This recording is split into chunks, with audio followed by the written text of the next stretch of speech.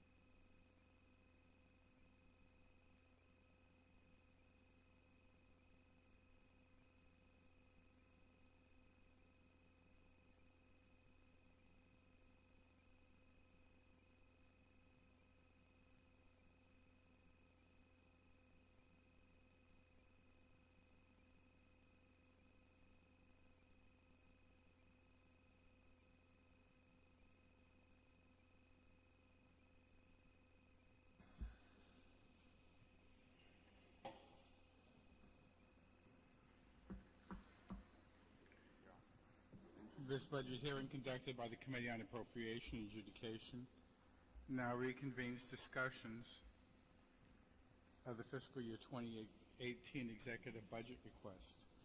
This morning we are meeting with the Guam Department of Education. I want to preface this budget hearing with the uncertainty the government of Guam faces with regards to potential negative impacts of general fund revenue collections and economic activity as a result of numerous factors such as the H-2B visa denials, potential federal tax reforms, and cuts that may erode GovGuam's revenue base, including caps on Section 30 revenues to be collected. With these issues at the top of our mind, the Guam Legislature has a daunting task of ensuring that we provide funding for the public service the people of Guam want and need. As a brief overview, the executive budget request submitted by the Governor through the Bureau of Budget and Management and Research provides a $2.28 million increase for the general operation and miscellaneous appropriations for the Guam Department of Education as compared to the FY 2018 authorized level. The Guam Department of Education comes before us today with their FY budget request, which is $83 million more than FY authorized levels, and I note that that is net of the charter schools of 5.7 and $81 million more than the FY18 executive budget request. Inasmuch as you've already been sworn in, you may begin your testimony. Good morning, Mr. Speaker, the committee, or the chairperson for education, Senator Snagosine. Good morning. Senator Morrison, Senator Camacho, Senator Ada, Senator Castro, Senator Nicholas, Vice Speaker Terlahi, Senator Nelson, Senator Lee, and Senator Uggan. Good morning, gentlemen. Thank you for giving us this opportunity to come to testify and defend our 2018 budget.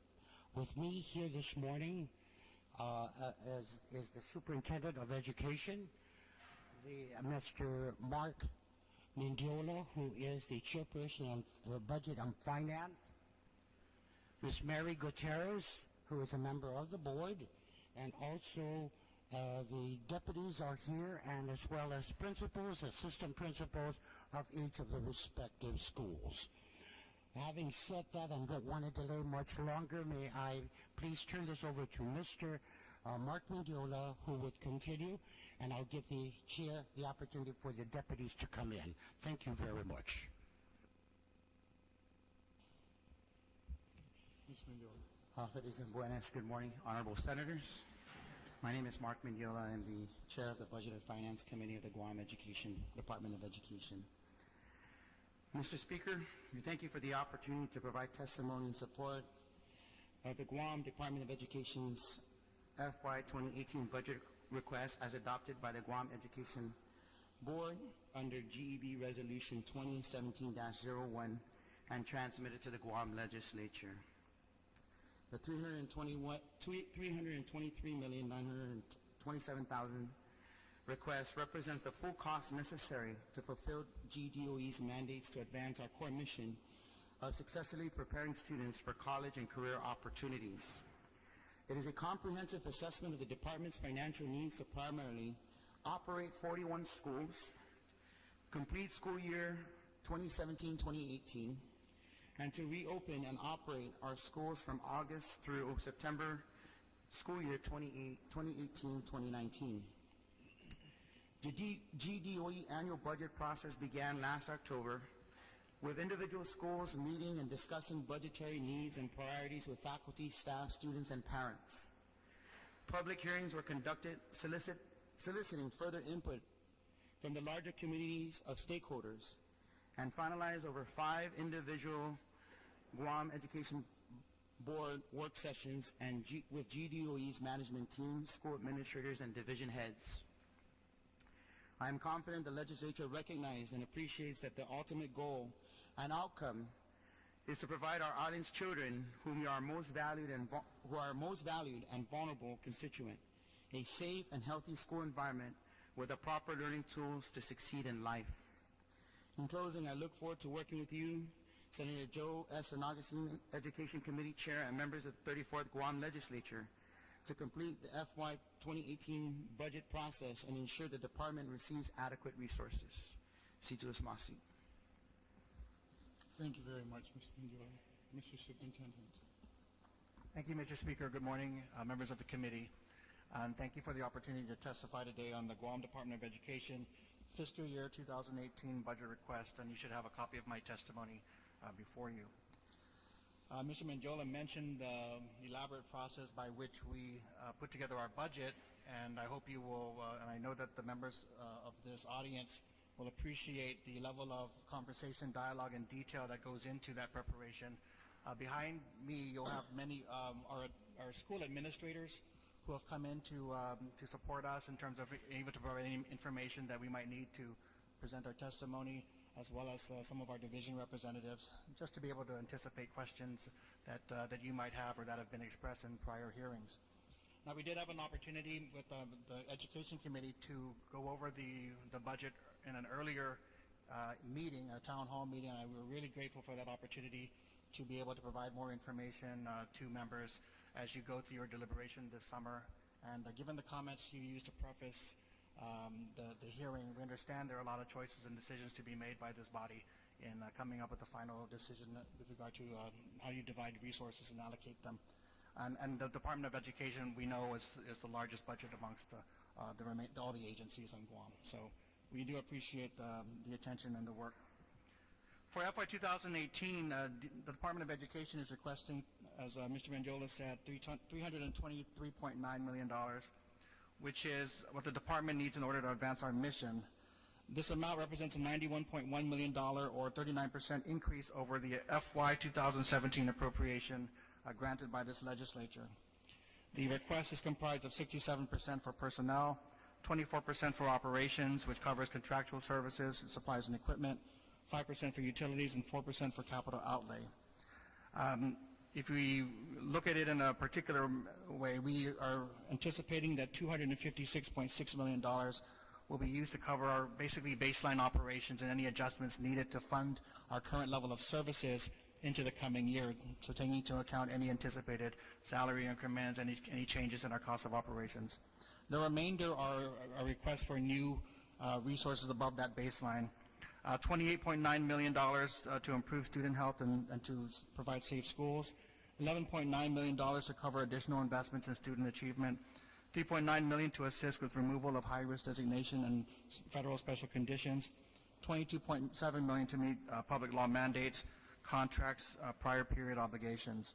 Let me just add for the moment that when this budget was submitted in January, the board had not yet completed its negotiations with the Guam Federation of Teachers. That negotiation was completed, I believe, in March, and the contract is with the Attorney General, still undergoing review. We have done an analysis, and I can address that at the end, of what that additional cost might be based on that agreement. But it has not yet been approved by the Attorney General nor signed by the Governor, so we're still awaiting for that level of review. In FY 2017, as I mentioned, we did not mention yet, but GDOE was appropriated $232.8 million by the Guam Legislature. To be candid and to address some of the questions that have been asked by this committee, we are currently tracking a potential shortfall of $7 to $8 million by the end of the fiscal year, for which we will be working with the Guam Education Board, the Governor, Department of Administration, and the Legislature to try to address. This potential shortfall is anticipated to result from revenue collection to the general fund. The Territorial Education Facilities Fund appears to be tracking on its original projection, and we don't anticipate a negative impact this year, but it's something that we will continue to monitor. In FY 2016, as discussed with the committee, we note a $5.1 million general fund shortfall, as well as a $3.2 million TEF shortfall in FY 2015, $4.2 million TEF shortfall in FY 2014. The cumulative effect of this situation is that GDOE will continue to be challenged with being able to keep current with vendor payments, which has resulted in some vendors refusing or delaying critical services. As of June 8, 2017, GDOE is tracking $7.7 million in outstanding vendor payables, with $4.4 million of those payables due over 90 days from being due. So that's another discussion, continuing discussion regarding the vendor payable gap that we are experiencing. We are thankful, and we do request the continued consideration of this body and for the manner in which the legislature has provided DOE with the budget in lump sum and granted sufficient transfer authority to allow the department to address these challenges. With the guidance and oversight of the Educational Financial Supervisory Commission, which is comprised of members from the executive, legislature, OPA, and GDOE, we have been able to track our financial situation and respond to any immediate needs. What typically occurs is that DOE has had to transfer funding from personnel into operations in order to ensure that our obligations are met in as timely a manner as possible. In FY 2016, a total of $12 million was transferred from personnel to operations for this purpose. This adjustment process typically involves a notification from the EFSC to the board and DOE of its findings when there is a need for action, requiring a GEB resolution and a corrective action to follow. In order to support the budgetary needs of this department this year, we have had to effectively manage our personnel budget to try to meet our critical operational needs once again. And since March 2017, I have not filled any central office vacancies and have only allowed for school-level positions to be filled until such time as we are able to resolve our budgetary needs for the fiscal year. I did want to take this opportunity, and besides describing the overall context, to go into some detail about the major components of the new money that's being requested, the $91.1 million, so that you can understand what the GEB, the board, and more importantly, our schools have identified as priorities for the coming year. And I've tried to break this down, and we're happy to go, as you know, there are tons of paper underneath all of these to go into some level of detail, as well as resources in terms of other deputies here who can go into, answer some questions if you so desire. But we tried to break it down to safety and facilities as a general category, as well as curriculum. Under safety and facilities, we are seeking $11.2 million to help address much-needed capital improvement upgrades, including critical health and safety improvements to canopy systems, restrooms, ventilation and air conditioning, lighting at school campuses, and school perimeter fencing. As everybody knows by now, the U.S. Army Corps of Engineers issued a 2013 report identifying a total of $90 million in deferred maintenance, and we were able to address approximately 40%, if I'm right, through ARA funding, which again we spread across the district, as well as the ongoing supplementary U.S. Department of Interior funding. So right now, that was $60 million in ARA funds. Not all of them were aligned with the report that came after some of the ARA spending, but some of the issues like roofs and electrical upgrades and so forth were able to be addressed. And then we do have ongoing funding to the tune of $1 million a year from U.S. Department of Interior for a maximum of $5 million. So over 5 years, we've received $2 million so far that we are allocating towards DOIs, towards the Army Corps of Engineers priorities based on the report. And then the remaining $3 million we anticipate will come in, but it still requires that it be included and approved in the President's budget. So Congress will still need to act to approve the remainder. But with that, we are able to address some of the issues that were identified in that report. So it should be noted, and I want to just clarify this up front, that we are, of course, we're well aware of the $100 million procurement that is out there to fund Simon Sanchez High School, as well as renovations to other schools. And we know that efforts to procure this work have been impacted and delayed by procurement protests, and we're also aware of the Guam Legislature's act to override the veto of Bill 5834, which means that we will be restarting the procurement process, and our commitment is to work in partnership with the Department of Public Works to do what we can to expedite that process. From my understanding of the legislation that was overridden, that work would prioritize Simon Sanchez High School, and it would take a separate procurement to undertake the work done at the other schools. So we are waiting, and I've reached out to DPW to give us some guidance on how they recommend moving on forward. And once they're ready, we will identify those next steps and move accordingly.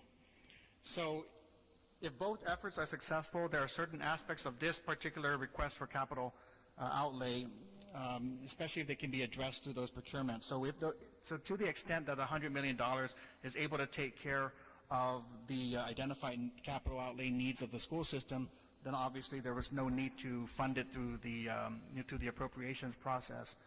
But however, because those funds are not yet realized and available, we are including it.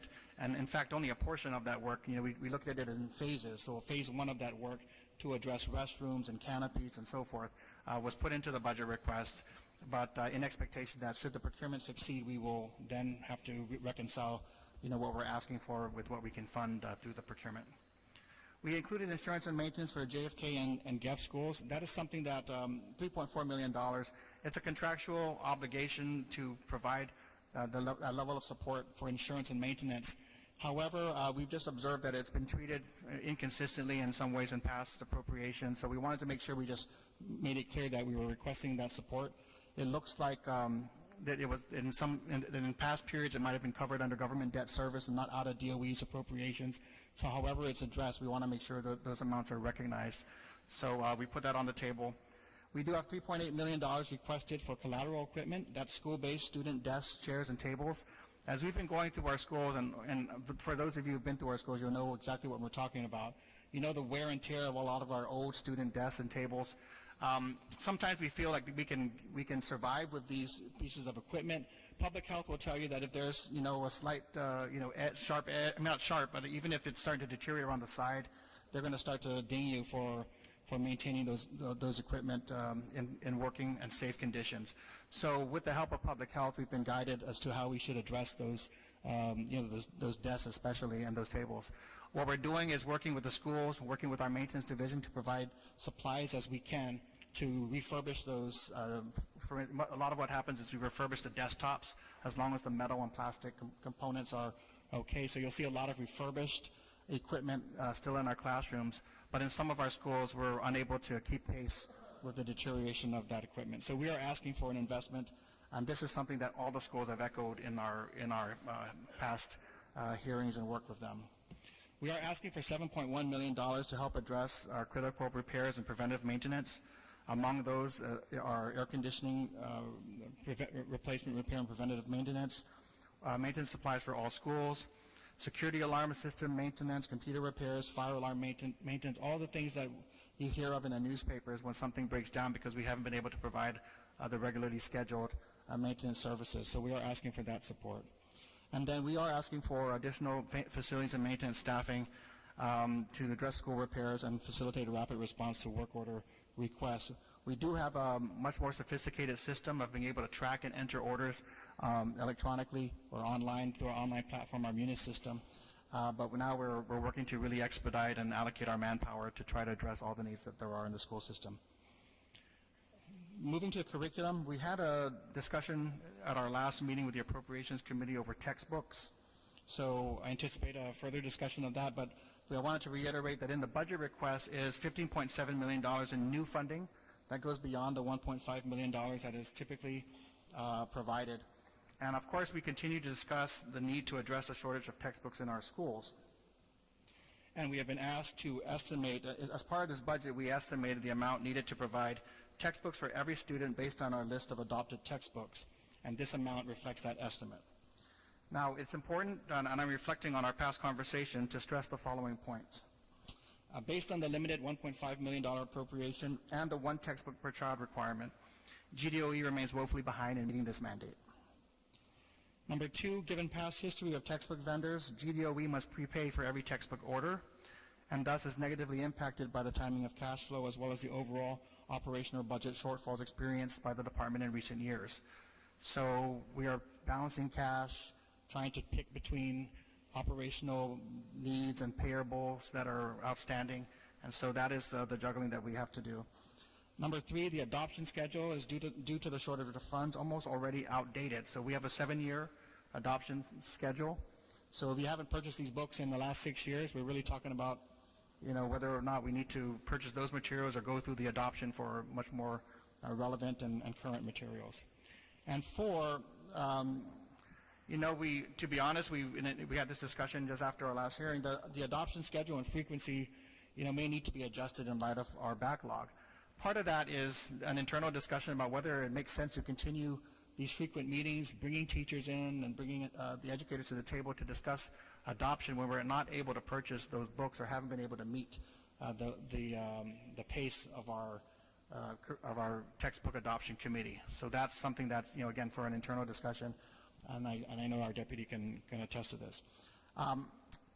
Deputy, and I'll just put this on the table because I know that it was referenced last time, Deputy Superintendent Joe Sanchez has written and testified in other venues regarding his view of textbooks, and we did discuss this.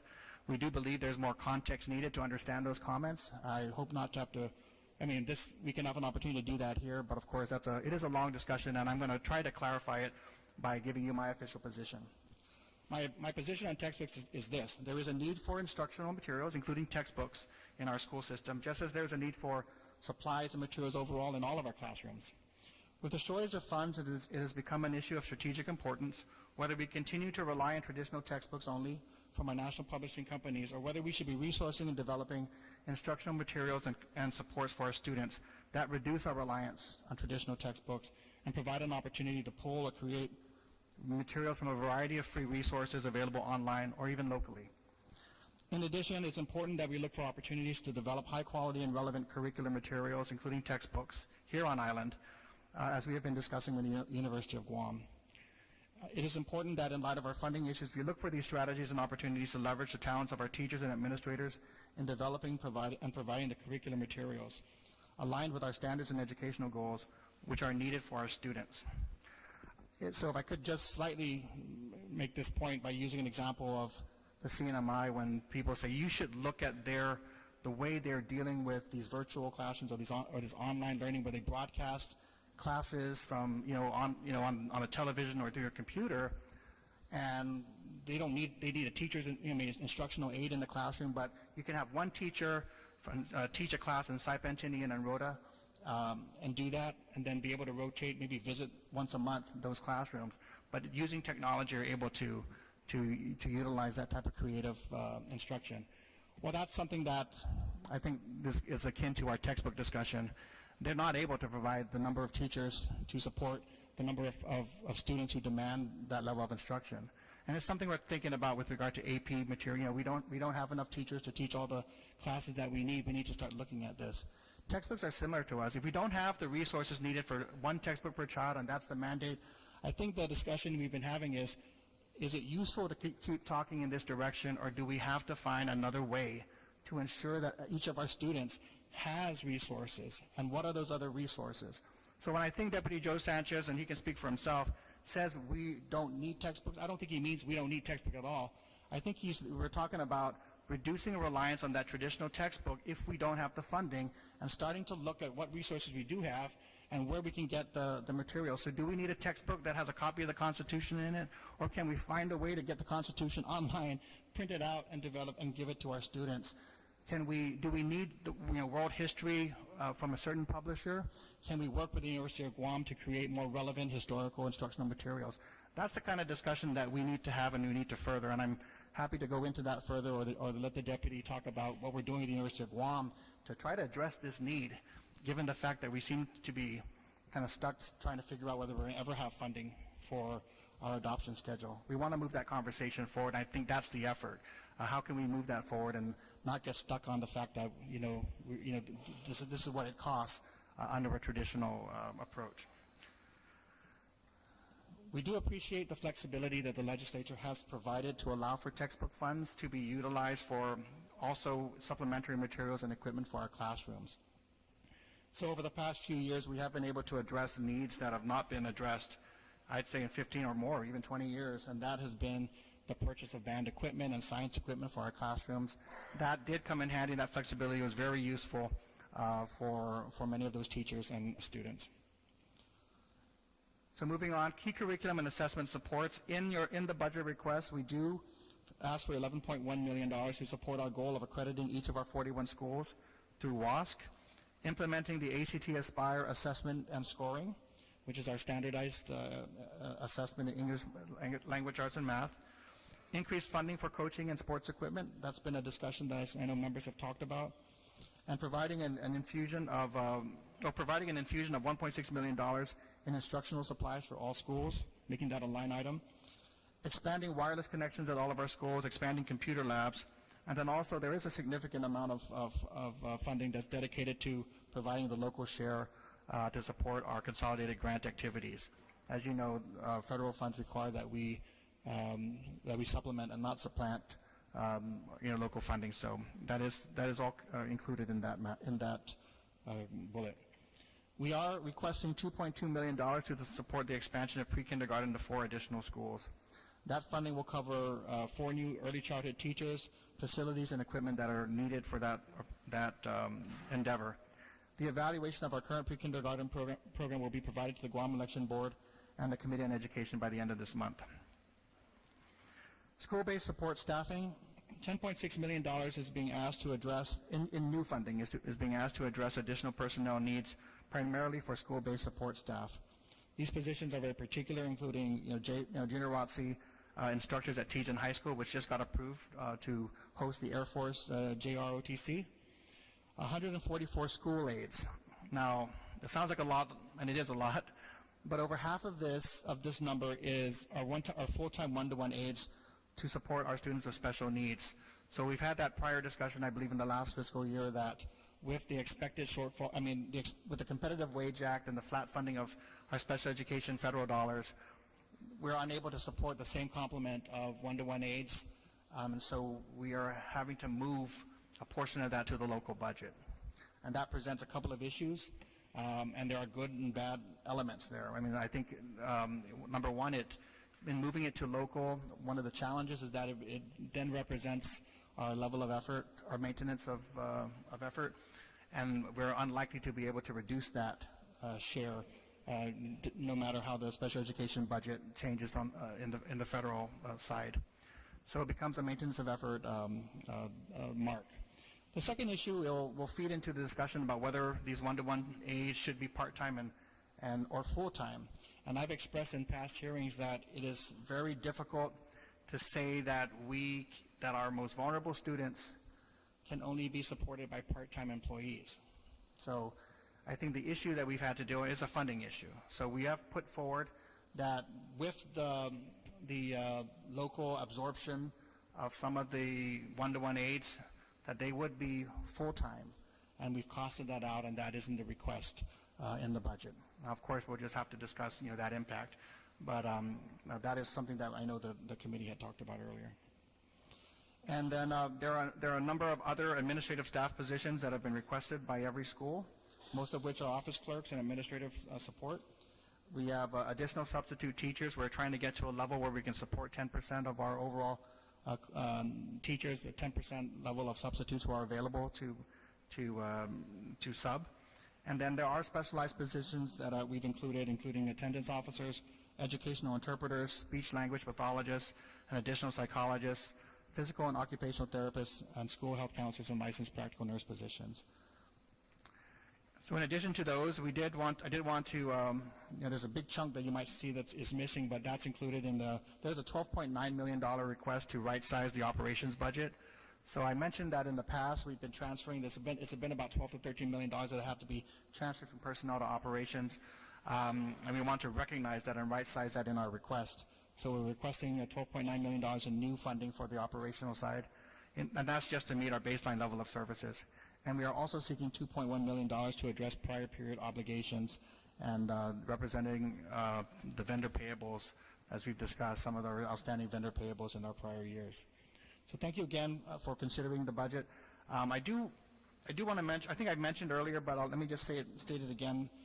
Since the submission of the budget, the collective bargaining agreement was finalized, and we have costed it out. I believe, is this the amount? Well, let me just say there are a couple of things. There is a $4.3 million adjustment that we will request. I mean, this is not on your current request, but they are pending a couple of things. One is, should the Guam Legislature address legislation aimed at increasing the minimum wage, we've costed that particular item out, as well as 101 positions that are under the staff ratio provisions of the collective bargaining agreement. The total amount is $4.3 million to be discussed. That is not included in the request. So we wanted to just bring that to your attention in full transparency. That's included in the narrative that you might have, and that'll be, happy to discuss that in further detail. So thank you, Mr. Speaker. Thank you.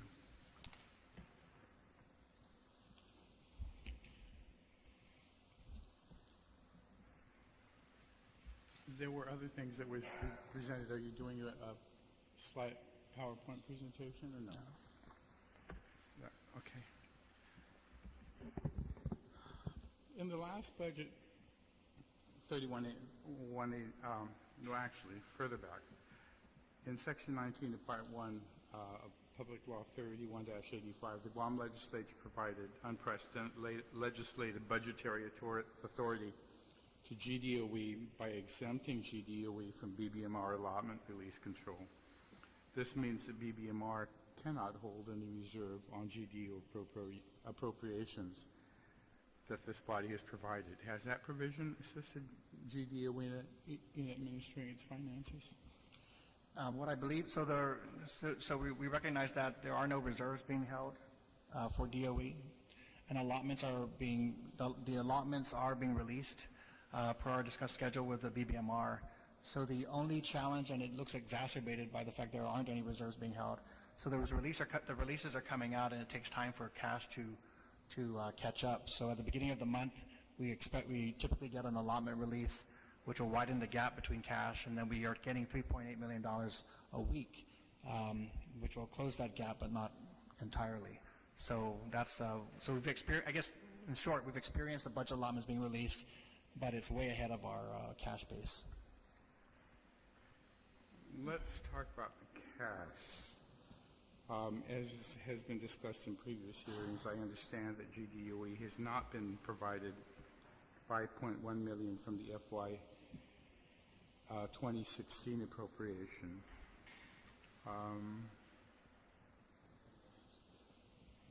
Has DOE placed any additional requirements that GDOE had to adhere to in order to get the Serape Principat funding?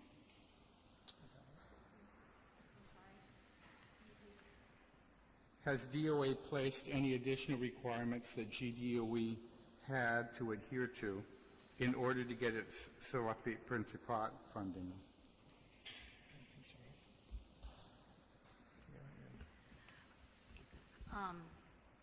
Typically, for certain funds, when we request for payments, we're asked to back it up with invoices. So for instance, for Serape Principat, we're asked to provide invoices so that we could get the cash. So the 1.8 that we appropriated, okay, of the 1.08 million that we appropriated, you've received cash of 678, leaving you a balance of 422 in the last fiscal year. Is that correct? In FY16? Yes.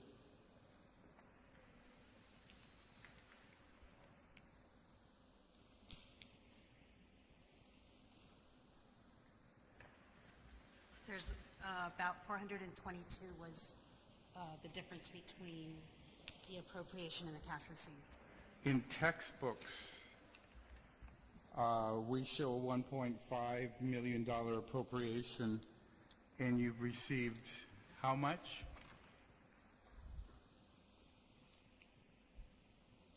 $12,500. Leaving a balance of $1.4 million in textbooks. Right, almost 1.5, yes.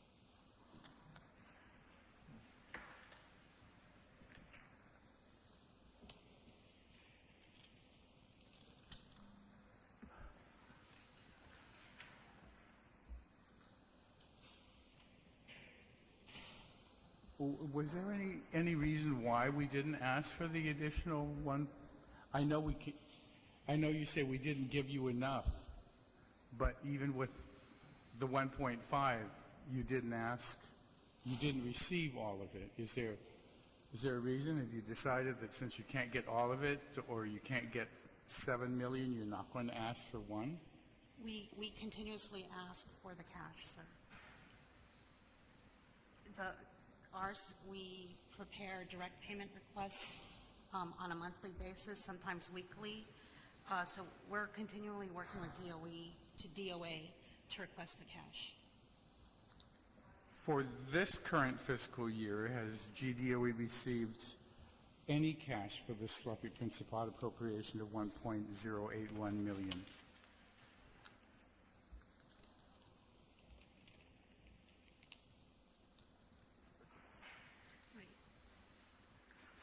For the Celebi Principal, sir?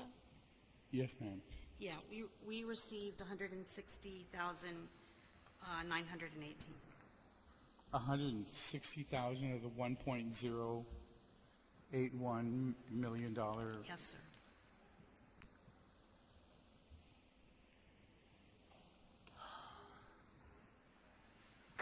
Currently, what is the agreement between yourself and DOE as it relates to cash release?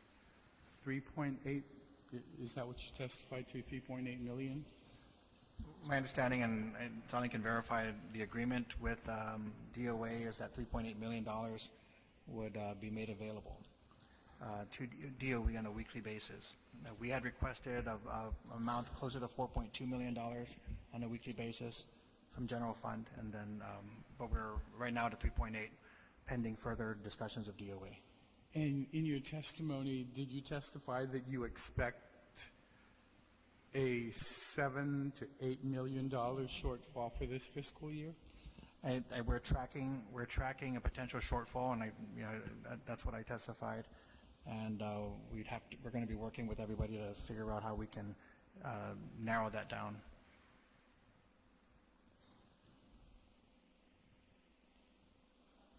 Have you received any of the cash from the limited gaming fund?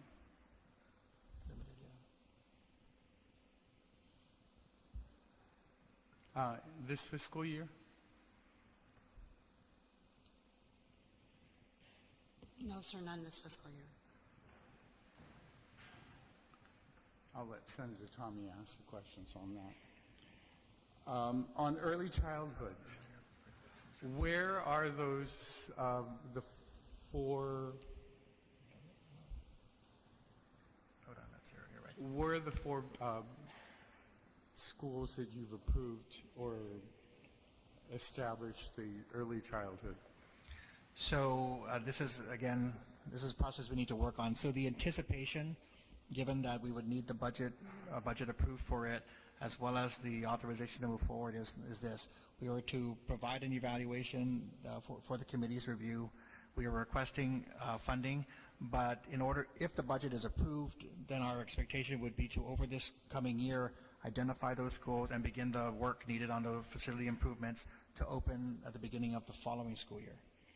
But you have established some. We do have 4 currently, right now, yes. And what schools are those at? JQ San Miguel, Finnegazen, Marshall Sablon, and what's the last one? And LBJ. And where do you expect the next 4 that you're asking for to go to? We haven't, I don't know that we've identified them. Usually we've surveyed and kind of determined the need, but because we haven't been able to expand, those conversations are still a little dormant, but we typically try to have 1 in every region. And it's a 1 in every region, and we would prioritize, 2 things. Number 1, you get community discussions and have that buy-in and demand for it, that they want to see it there. And number 2, we're hoping to avoid, as we were unable to last time, a significant needs for facility work. So we're going to try to minimize that cost. But if we get the authorization and the funding this year, that funding would just be a portion of what's needed to get those classrooms and equipment ready for students come the 18-19 school year. Yes, this is one of my pet projects. How is that doing?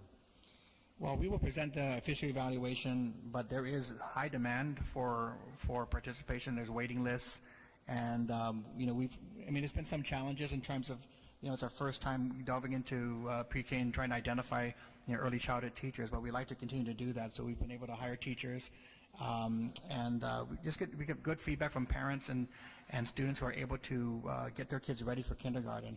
So what you're hearing from parents right now is that, whereas you would be doing this in kindergarten instead, that the minute they show up in kindergarten on day one, they are familiar with the expectations of coming to school and what they're working with their classmates, being able to work with the teacher, and positive so far, but I haven't yet finalized the review of the board as to the various elements that they've been asking, as well as the evaluations and assessment of their progress. And when do you expect to get that report? I have that report now on my desk. I want to get it to the board hopefully in this coming week, and then by the time we get to the end of the month, submit that for, as early as possible this month, submit it to the Education Committee as required. Great. In your Fiscal Affairs Division request, there is a request of $1.3 million for prior period expenses. What is that? Those relate to vendor invoices from prior year that we haven't had sufficient funds to pay.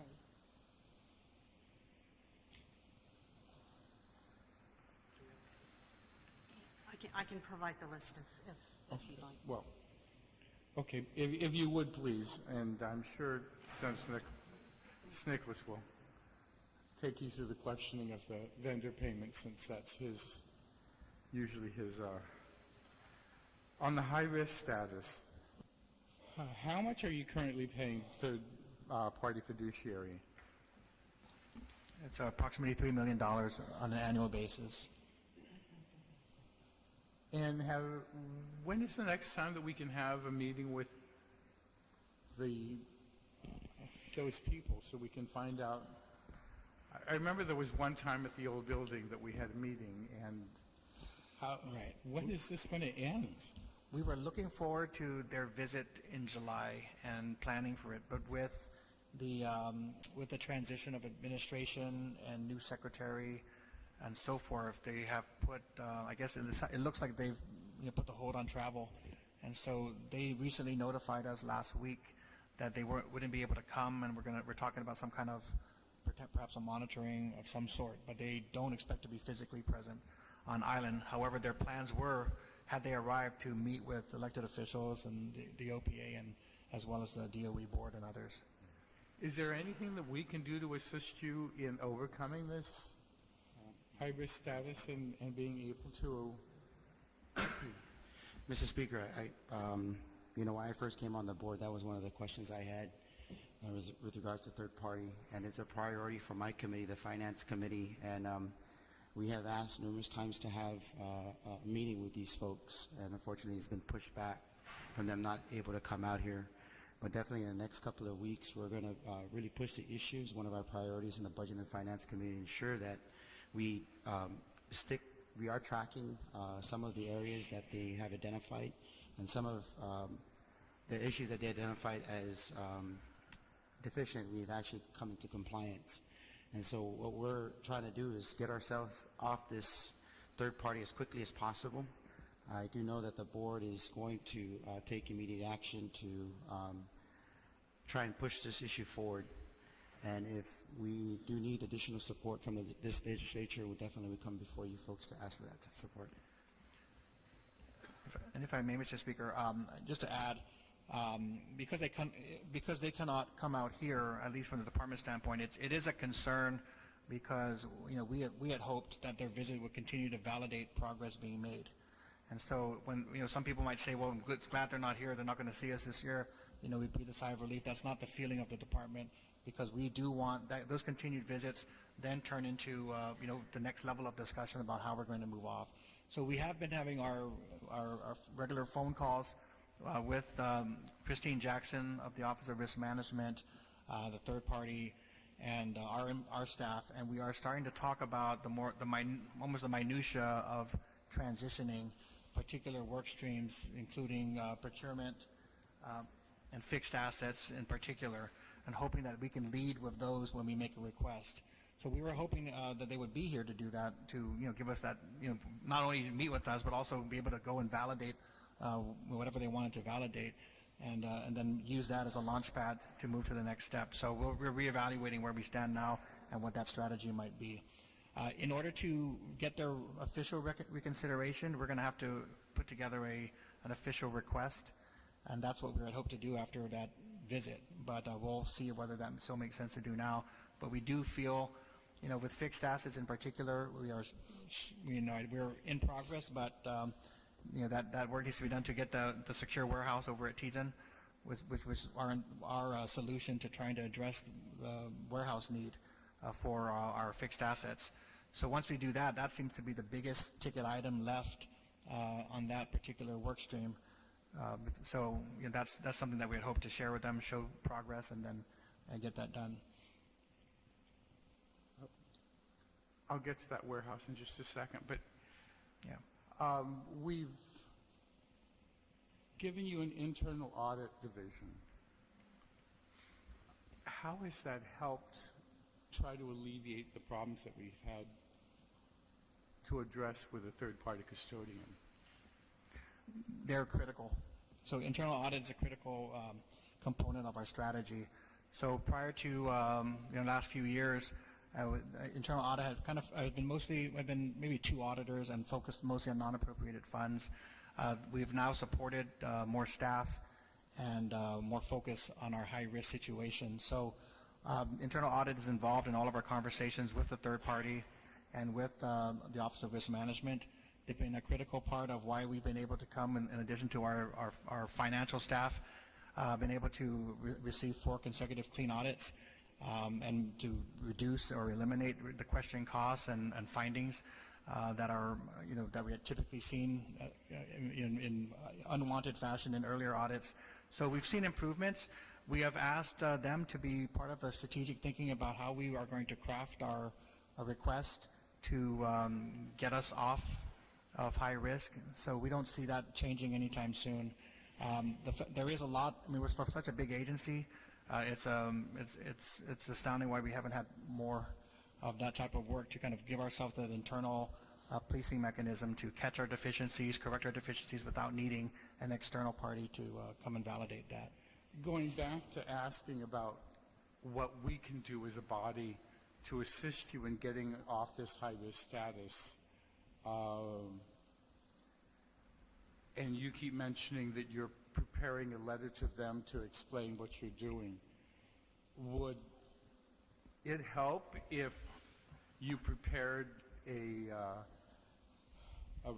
resolution for the legislature stating that we've seen these improvements and lay out everything that you've done over the last 7 years, and try so that we can at least present it? I mean, we want to save you that $3 million, and we'd like to be able to put forth and say, GDOE has made all of this progress. We gave them an internal audit division. They were able to do this, and we've had these clean audits.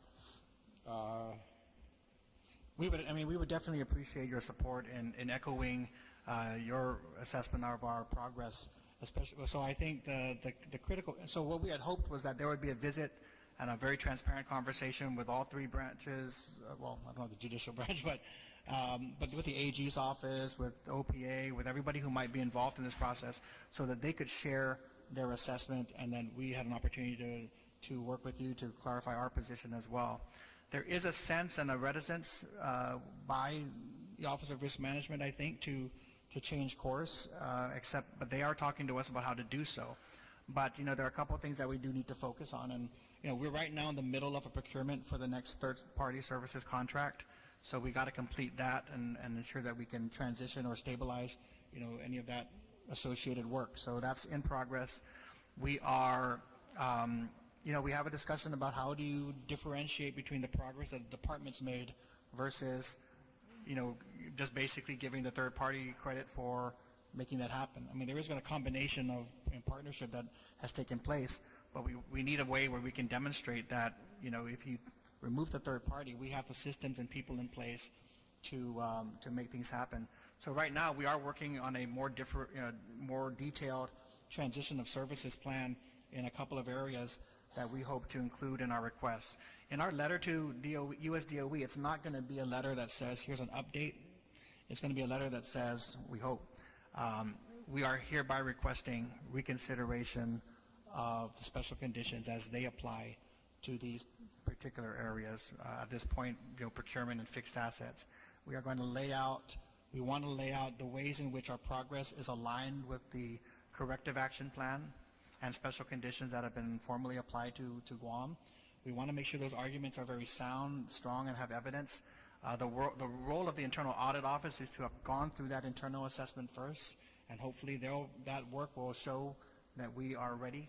And then that formal request, once it goes, they've indicated that it goes right to them, to the General Counsel, and then they, I don't know what their travel budget will look like, but they're required to come out here and do their validation in order to make that reconsideration happen. So what I'm hoping is not an update. I'm hoping that and I was hoping that this visit would happen so that it would really clarify the path forward to making a formal request for reconsideration. If you think it would help, Yes. I mean, I would even co-sign with your chair a resolution stating that this legislature has seen all of these improvements, and we'd like to be able to take that $3 million to be spent someplace else at GDOE and join you in trying to get off this high-risk status. So if you can help prepare that, if you feel, I just don't want to do it if it's not going to help, but if you feel that it could help, I'm offering to author or co-sponsor a resolution to that effect to support you. Right, thank you, Mr. Speaker. So we'll take it back to discuss with the board, lay out our strategy, and we appreciate your offer of support. I think it would help us to have as broad a support as possible from all the relevant parties here on Guam. It would be great to have a united approach and express that confidence to U.S. Department of Education that we're ready to move forward and that we welcome their visit and their scrutiny. You mentioned that the third-party custodian had some issues as it relates to the warehouse. What is that? No, the issue, with regard to fixed assets, I mean, what we're talking about is being able to receive, to be able to identify, tag, account for, and track all of our fixed assets that are purchased by federal funds. And this, we're using a system and approach that also applies to our locally purchased, locally funded fixed assets. But what we need to do is be able to store them in a secure warehouse. And right now, the warehouse that we have in PD has significant needs in terms of facility improvements. What we had hoped for in an earlier iteration was to try to, I know you're familiar with this in Tees, and trying to swap to get an existing warehouse so we could immediately move these assets as soon as possible. That did not occur, so we are in the process of getting the new warehouses to begin construction. Once those warehouses are constructed, we'll move the assets up to Teason and that operation up to Teason, and that should satisfy that last concern. Now, we are looking, and we need to discuss, whether an interim warehouse might suffice, and whether we can, that might be another area that we need to discuss. The improvements at the warehouse in PD we estimated about $500,000 at one point, which was mostly dealing with the structure as well as there's a big holes in the roof that need to be addressed. But we had held off we had requested it in our budget, but held off in the hope that we'd be able to have an alternative solution outside of PD. With all the money that we're paying, with the $10 million that we're paying for the Teason facility and the warehouses that are supposed to be with it, can we demand a temporary warehouse until they build the new warehouses so we can at least satisfy the third-party custodians so that we can get the $3 million back? No, absolutely. What we're hoping to do is we've cleared out all those excess textbooks from an interim warehouse. It is not ours, it's Cortex at the moment, but we have been considering whether that would be a secure warehouse or whether we need to make improvements in order to provide an interim space while they were constructing the new permanent warehouses. So that might be an option that we will pursue.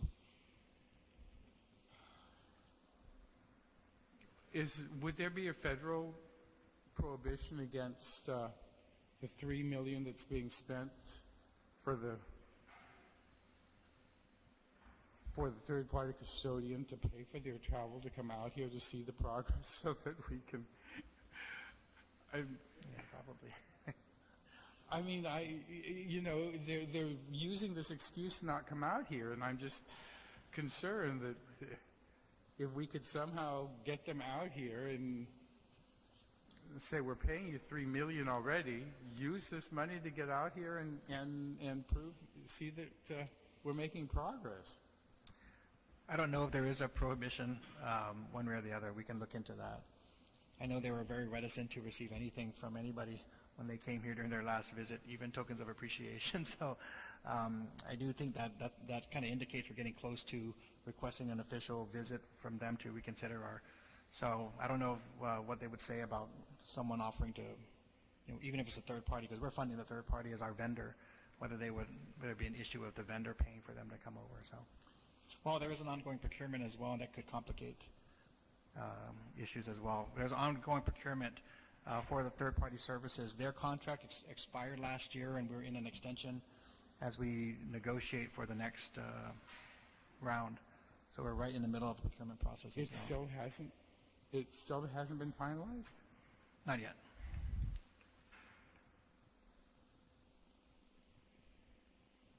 And we'll have to do another extension at the end of this fiscal year? If we do not complete or award a procurement successfully by when? The end of October. By the end of October. Then we would have to request an extension from US DOE. We've had almost 8 months of extension. There are complications in this particular procurement, so we can have it to brief offline. So As long as we're talking about TGen and I know that I saw the news story last night about the problems with GW, and I'm sure there'll be questions from my colleagues about Simon and GW. Will TGen be the next one after that one, or is TGen going to be a permanent facility? in terms of the Teason High School, Yes. and in terms of what visit or work being done. The buildings that they have currently, is Right. that going to be the high school that's going to go forward? Until there's another option to consider. I think right now our focus will be in addressing any facility and maintenance needs with the contractor over the summer to prepare them for the next year.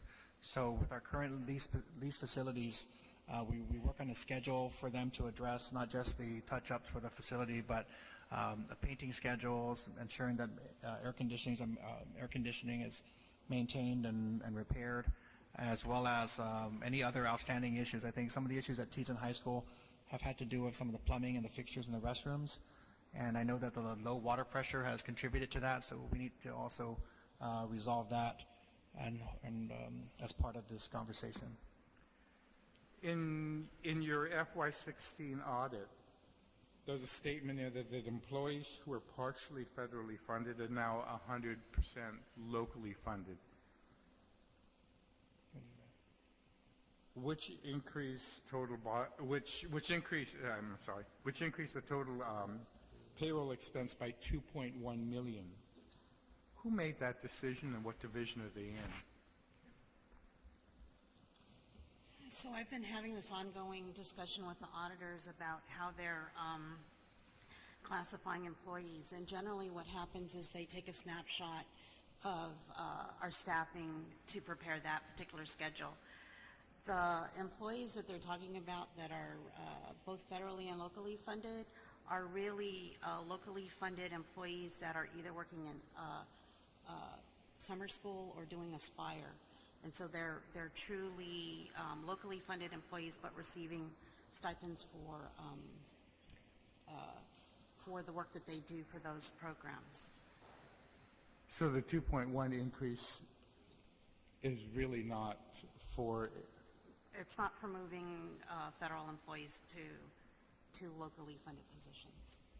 so even as a CPA, you have problems trying to deal with the CPA trying to make, Well, it's This- an ongoing discussion with the auditors. So we're trying to clarify what that is, because we don't have any employees on staff that are split funded between local and federal, except for the situation that I okay, mentioned. I'll allow the chair to ask some questions, and then my vice chair, and then the rest of the members. Senator Hagan? Thank you very much, Mr. Speaker, and good morning to you, Mr. Superintendent, board members, as well as the school officials, management, and staff. Just a couple of questions. I know the Speaker really hit on some excellent points in regards to some of the cost factors. But, Mr. Fernandez, you highlighted here the insurance and maintenance for JFK and GEFF schools. With regards to JFK, I understand that that's an additional expense on the part of the government of Guam, but then what about the other schools which were collectively absorbed by the Compact Impact Funds? Isn't the arrangement for the maintenance of those 4 additional schools already incorporated in that payment structure? Or has that been changed? So every year, we have to negotiate and finalize an insurance and maintenance agreement with both CAPFA, which is a landlord for JFK, Right. and GEF, which is the landlord for the 4, Okudu, Atacao, Estumbo Middle, and Liguan.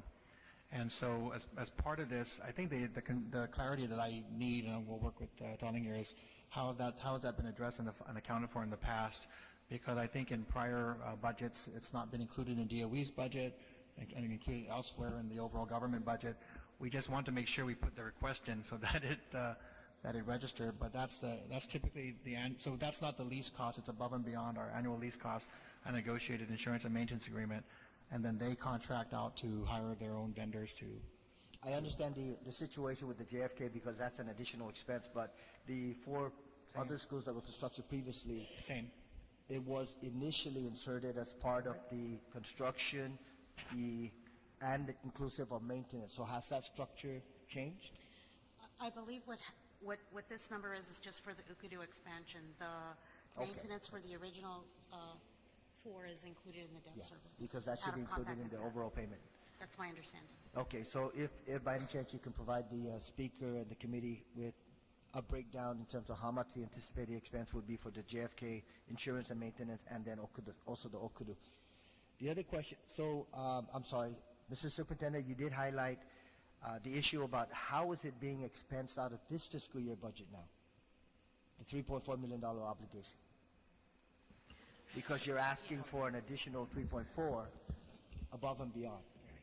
So my understanding is that there was a number, I think it was provided by GIDA, that was put in the debt service portion of the budget, and any amounts over and above those amounts are paid out of our operating budget.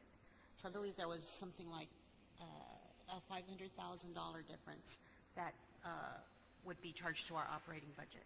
So in fiscal year 16, you absorbed that expense, approximately Yes, $500,000. a portion. Okay. The CBA, collective bargaining agreement, I know that the arrangement has been approved, that particular contract. Now you're looking at a $4.3 million adjustment.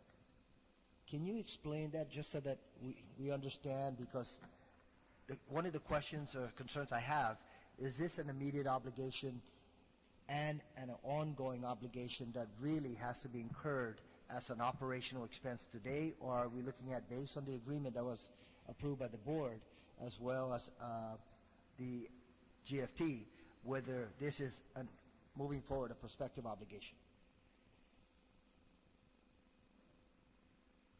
So my understanding, well, we just completed costing out those obligations under the contract. I mean, I have to confess I'm not fully up to speed on that. It was, it's been negotiated. I think the issue is it is a contractual obligation, whether or not there's flexibility subject to available funding and on any kind of other item that might guide how that obligation is met. I need to determine. So when I got back, I think it had been forwarded for the board's approval and Attorney General's review, and we're happy to get back to you on the details of the committee and the details of when that application would become would be in place. Okay. So obviously, the Attorney General and governors need to sign before, and then if there's any mechanism that would affect when that application is in effect, then we would come back and let you know. Okay, I just think we need to understand whether in fact it will be a continuous ongoing obligation once the contract is signed and fully enforceable. Right, and that obligation is to provide a certain number of staffing, a level of staffing support as articulated in the contract. So that's not inclusive in any of the other requests? Because that's a $4.3 million additional request, but you also have other requests for personnel, resources, so that's separate and apart from the $91.1 million request. It is over and above. Over and above the 91.1. Okay, the final question, Mr. Speaker, if I may. I know this body passed an authorization for the Department of Education to explore alternative energy options in terms of taking care of your power needs.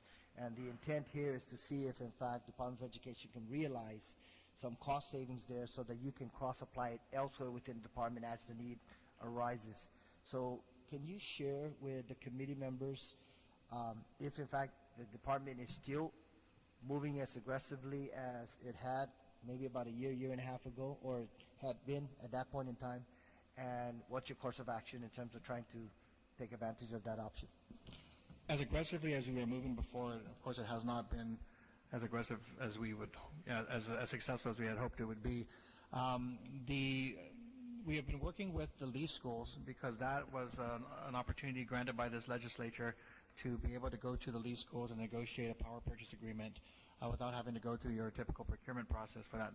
So for the lease schools, we have that ability, and then the remainder of our schools are with GSA. And I have not had any recent discussions with GSA nor heard from them as to their progress. I think every now and then we inquire as to their progress, but our focus has been mostly on trying to figure out how to make this lease school provision work. So we negotiated a power purchase agreement. We had it reviewed by the Attorney General's office. We made amendments and renegotiated the agreement based on that input.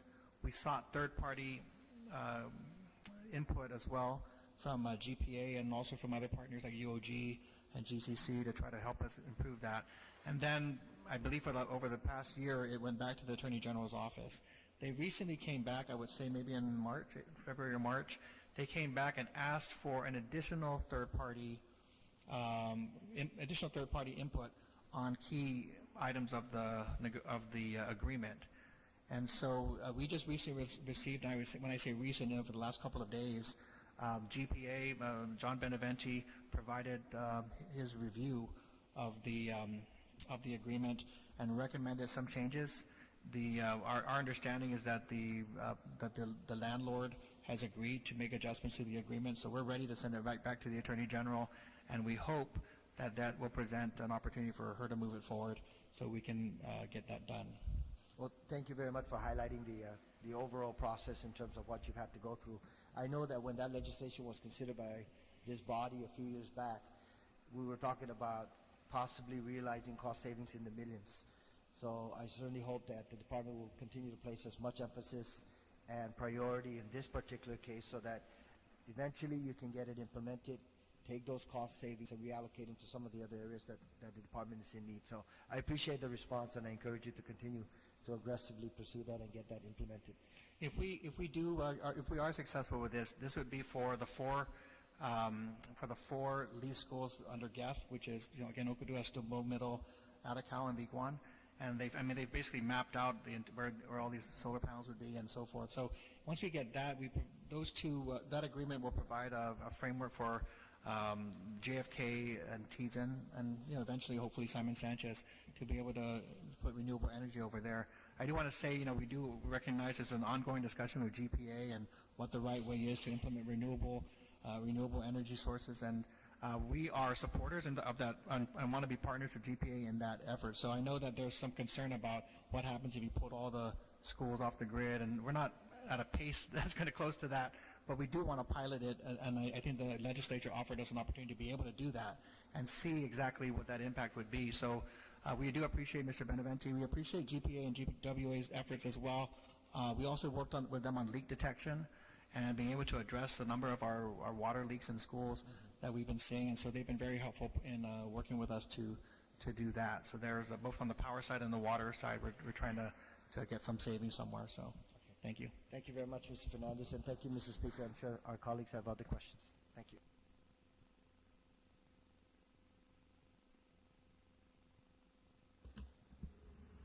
Thank you, Mr. Speaker. I actually wanted to begin by taking the opportunity for us to actually evaluate what our true investment is in education. Because not only am I a member of this committee, but I'm also the chair of the retirement fund this year. And one of the things that really inflates our budget amounts is the amount that every agency needs to commit to paying down the unfunded liability of the retirement fund. And I wanted to have this conversation in this particular instance because DOE is the largest agency and has one of the largest personnel costs, and so I think that it's important for the public and for this body to have a very clear understanding of what a true educational investment is. So if I could start by asking the question, we have our FY 2017 budget number here of $232,807,771. What's our personnel budget for FY 2017 for DOE?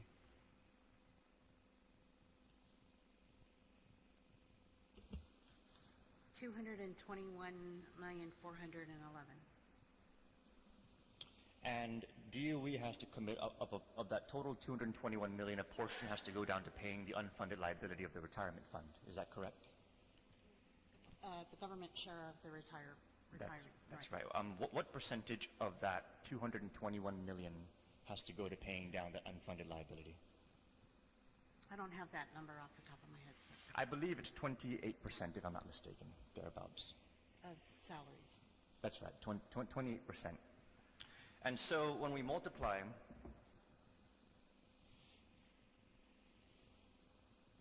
$221,411,000 times 28%, actually $62,003,480, we can just say $62 million goes to paying down the unfunded liability of the retirement fund.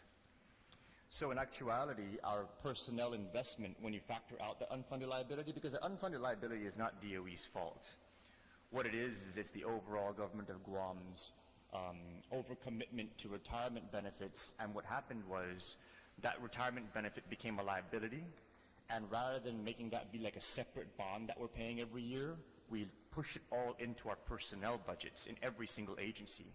Now what that does is it not only artificially inflates what our investment is into education, health, and public safety, it also artificially inflates the cost of future investment, because every single new hire that we have is going to have an additional 28% cost.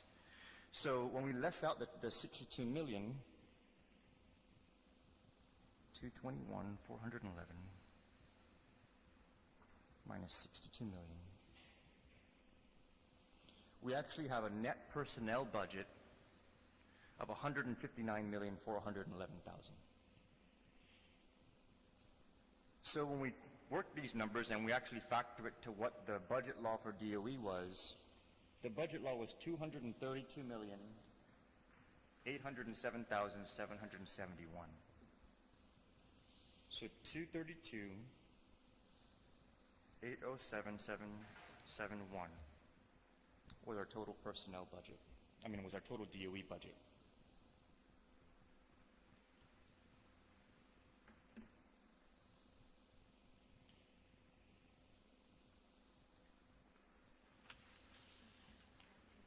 $221 million of that, 411,000 went to personnel, but that also included the 62 million to the retirement fund. When you less out the DOE budget minus the personnel budget, inclusive of the retirement fund contribution, it only left DOE with $11,396,771 at the end of the fiscal year. I'm sorry, in total, above and beyond personnel.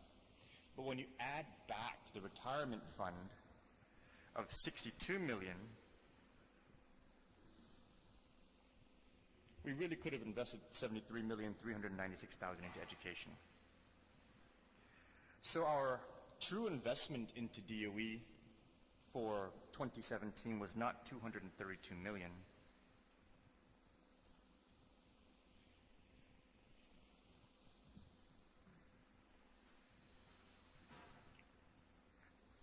It was actually 170 million.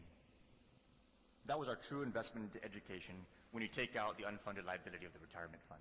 That really puts a lot of things into perspective when it comes to how much education not only costs on Guam, but how much each allotment that's withheld actually has an impact, and what the true increase is being requested when factoring in that retirement fund. Because if our true cost of education is 170 million, and now we're asking for a $323 million budget, we're actually asking for a 100% increase in our education budget.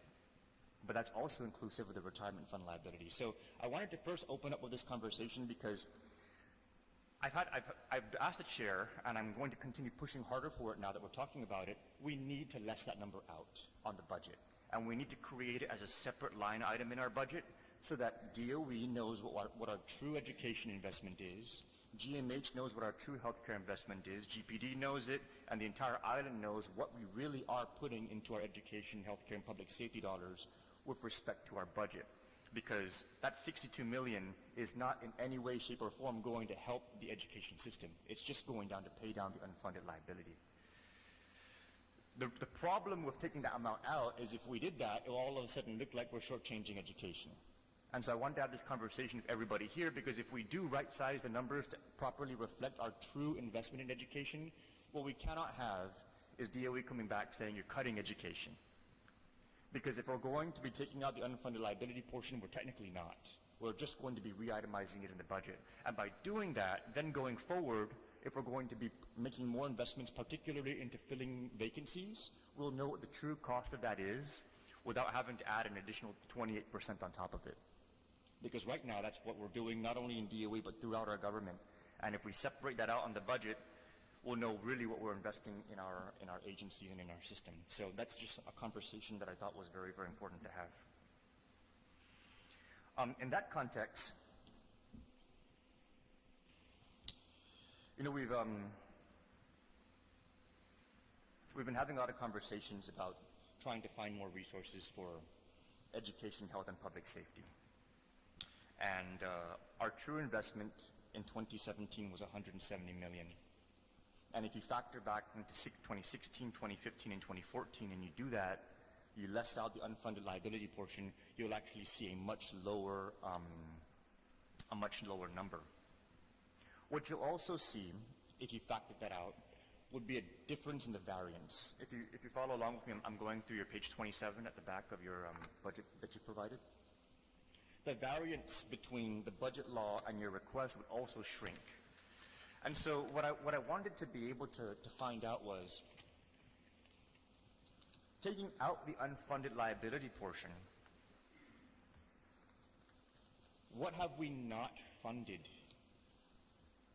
in 2014, 2015, 2016, and 2017? What was not funded that you requested for in your budget that was not funded in the budget law? Because once you put that unfunded liability number in there, all the numbers kind of get thrown off. And so I have a very difficult time knowing how much actually made it into the classroom, how much was for central, how much was for utilities. You know, you can itemize it on the budget breakdown, but the personnel number throws off the difference between the variance, what the board approved, and what the budget law funded.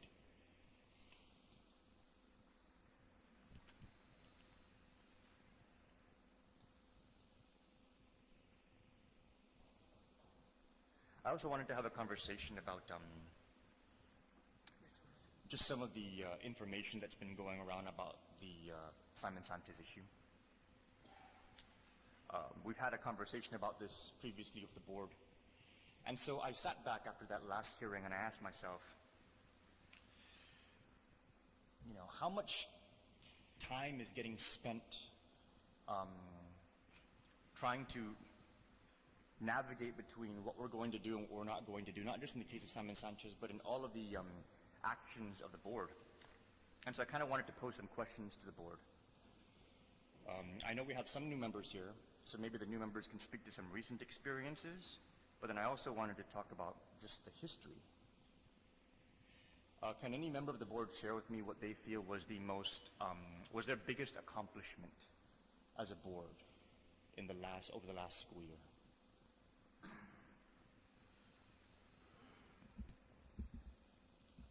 Thank you for the question, Senator. As you mentioned, I've been on the job for about 7 months. Since I've come on board, looking at the internal finances of the department, one of the things that we came in immediately realizing that there were some financial constraints is we froze hiring at the central office and actually directed the hiring of that's directly into the classroom, whether it be teachers, school aides, things of that nature. In addition to that, the board has met and we had a board retreat to basically identify 3 areas of concern that we definitely want to focus on moving forward. Number 1 being safety, number 2 curriculum, and number 3 facilities. These are the 3 areas in which, as we progress, the new elected board and of course the appointed board members, that is the direction that we would like to take. In terms of accomplishments, sir, I know in the past couple of days we've been going to graduations. We've been witnessing a lot of accomplishments of our students, and that's a testament to the support that the teachers and the faculty are giving these students. Of course, we want to look at our curriculum and we want to ensure that when our students graduate from high school that they're are ready for college and careers. One graduation that you were a part of that you actually spoke of was JP Alternative School and a credit recovery. I mean, the tremendous amount of support that was given to that school and the success of that school was with those students graduating and some of them already going into the workforce with the certificates that they've achieved at their school. So in terms of the department, sir, I know we've kind of had a rocky start. We welcome back our superintendent to help lead the department again, and we're grateful that he's able to lead the department. I know there's a lot of gaps that we need and loops that we need to close as it pertains to our mission. And so with that, at least for me being on the board for that past couple of months, that has been my experience. I know that I'm not trying to solve all the problems in one sitting, but rest assured I've been meeting with some senators, getting some input as to what you guys are looking for in terms of moving the department forward. I appreciate the fact that we have a good education chairperson and vice chairperson who have met with us, have come to our meetings, and has taken some of the information that we provided and crafted legislation to help support the department. In addition to that, we had a town hall meeting at Simon Sanchez. You mentioned that earlier, and it was very loud and clear as to what the Sanchez Committee wants from its stakeholders, its leaders, and I believe we saw some senators that were there that actually heard some of the comments from the parents themselves. And as the parent representative on the board and also the former PTO president of Agnes Johnston Middle School, I know that there's a lot of work to be done, and I look forward to working with my colleagues. We are going to focus ourselves on those 3 major issues that we mentioned, and we're going to work with our superintendent to lead this department forward.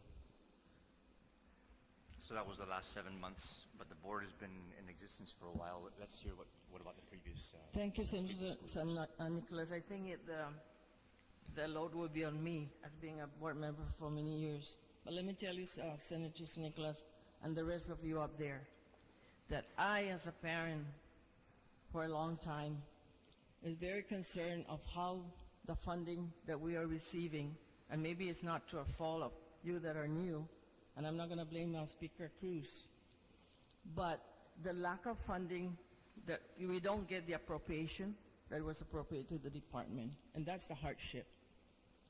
The facilities are all, I go out there to the schools, and I know I have stepped on a lot of principals behind me because of the condition. I don't only look at the facility, I look at the housekeeping of the schools, and a lot of them really needs the housekeeping to be improved because our kids, I get parents that call me that their kids can't use the bathroom because it's so dirty. I even go to schools that I take picture that there's no toilet seat. Yes, we can say that, we give you all the money, But McGinnis, there's also other needs. But I can say here proudly that we're graduating students that are high achievers. We have students that get Millennium Scholarship. So I feel that we accomplished a lot, and I accomplished a lot as a board member, very vocal. And, you know, and that's why when the new board, Mr. Mendiola came in and took over the finance, we had to sit down and look at the FY17 spending priorities.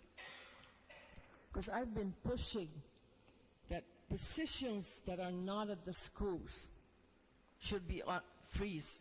The same when Senator San Augustine was the chair. Because the money should go to the schools. No schools should be lacking school aid, especially they are there for our kids. And you know, Senator, you have a child that need that special needs. But when I find out that, I see the report and I see position recent hire at the central office, that really bothers me. And a lot of things, is operational. So our hands are really tight when it comes to the board because there's the operational versus policy. But I just want to, let you all know that I think we accomplished a lot with the department with whatever resources we have. Right now, we have not filled any central office position because everything has to go to the school. And it's not going to happen right away. When we open this new school year, we're still in the FY17 budget. No central office positions will be filled until every position are filled at the schools. And for me, I just ask that you understand where we're coming from, because I know this funding is not there, and I know you're gonna ask us is what happened to the appropriation. Did you get everything?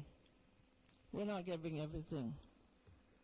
And if anyone is listening out there and don't like what I have to say, well, we need to really give the Department of Education what is in that budget that you approved last year in order for us to continue. And I know Senator Ogden asked about the board union contract.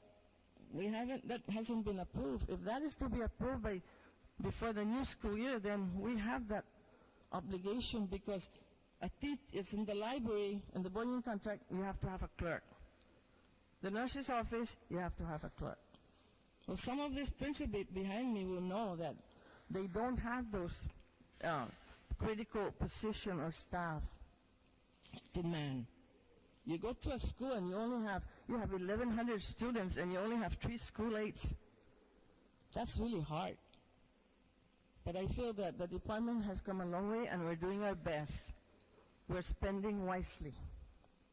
And I, for one, monitors the report of superintendent. If I see a hiring that is not at the school, I question that.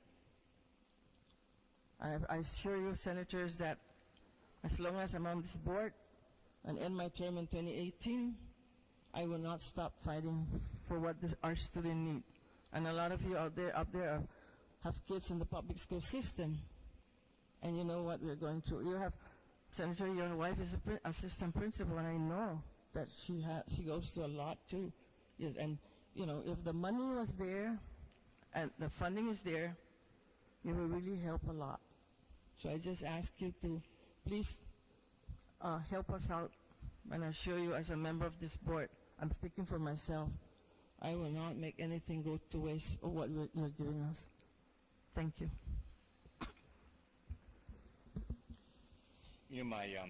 My recent, and you're right, my wife is an assistant principal. Both my children attend public school, great schools. We have great schools in our system. We have great administrators. A lot of people in the audience are friends. My parents were administrators. My mom was a deputy superintendent.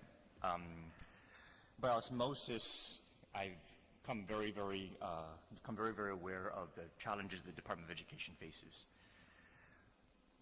In my capacity as a senator, fully understanding how the process works, our job is to appropriate you money. Whether or not you receive that money is an entirely separate conversation, and that actually is the responsibility of the executive branch. I've always been a supporter of DOE from a legislative perspective. My frustration has been that you guys aren't getting the money that you're supposed to be getting. And when, in our earlier conversation, the actual education investment, when you less out the inflated amount from the unfunded liability, is actually a lot lower, every dollar that you don't receive is even more painful. And I was upset with the board chair in the last time that we were here, because I did not get the impression that the board was actively engaging the administration the way it should in order to get the money that the department needs. That was my first problem, you know. And, you know, something was sent to me that kind of reinforced that, Mr. Superintendent, because there's a tweet that you sent out. And you tweeted, "Legislature found $580,000 to help Simon Sanchez, then questioned when we supported, then decided to hold it back. What do they call that again?" So I'd like to ask what you meant by that. Sure. Unfortunately, I didn't get a chance to respond. I know the radios were calling me this morning to find that out. With all respect, sir, and members of the legislature, I did not call out anybody individually by name, and nor do I feel that you aren't making valid points, each and every one of you, when it comes to discussing education. But I do feel, and I'm very frustrated by, and I think, and I would hope that those of us who are in the school system, especially those on the ground level, are a little frustrated by the fact that we're participating in a discussion that needs to happen, but we're right in the middle of it, and we need to have a solution, one way or the other. In fact, if you put that together with my interviews with others, we just need a yes or no from the legislature, because we have work to do this summer. And so what's very frustrating is the fact that, we are being offered, again, I don't know if it's real or not. I know there was a discussion on what portion is real and not, that there's cash available that's found by the legislature, and there are members of the legislature who want to give it to Simon Sanchez High School, and we are called to come to the public hearings to talk about what the needs are and what that money could be used for. And I recognize there is the debate about what to do with it. But when you watch from the outside, and I consider myself on the outside, watch from the outside, the question is almost existential.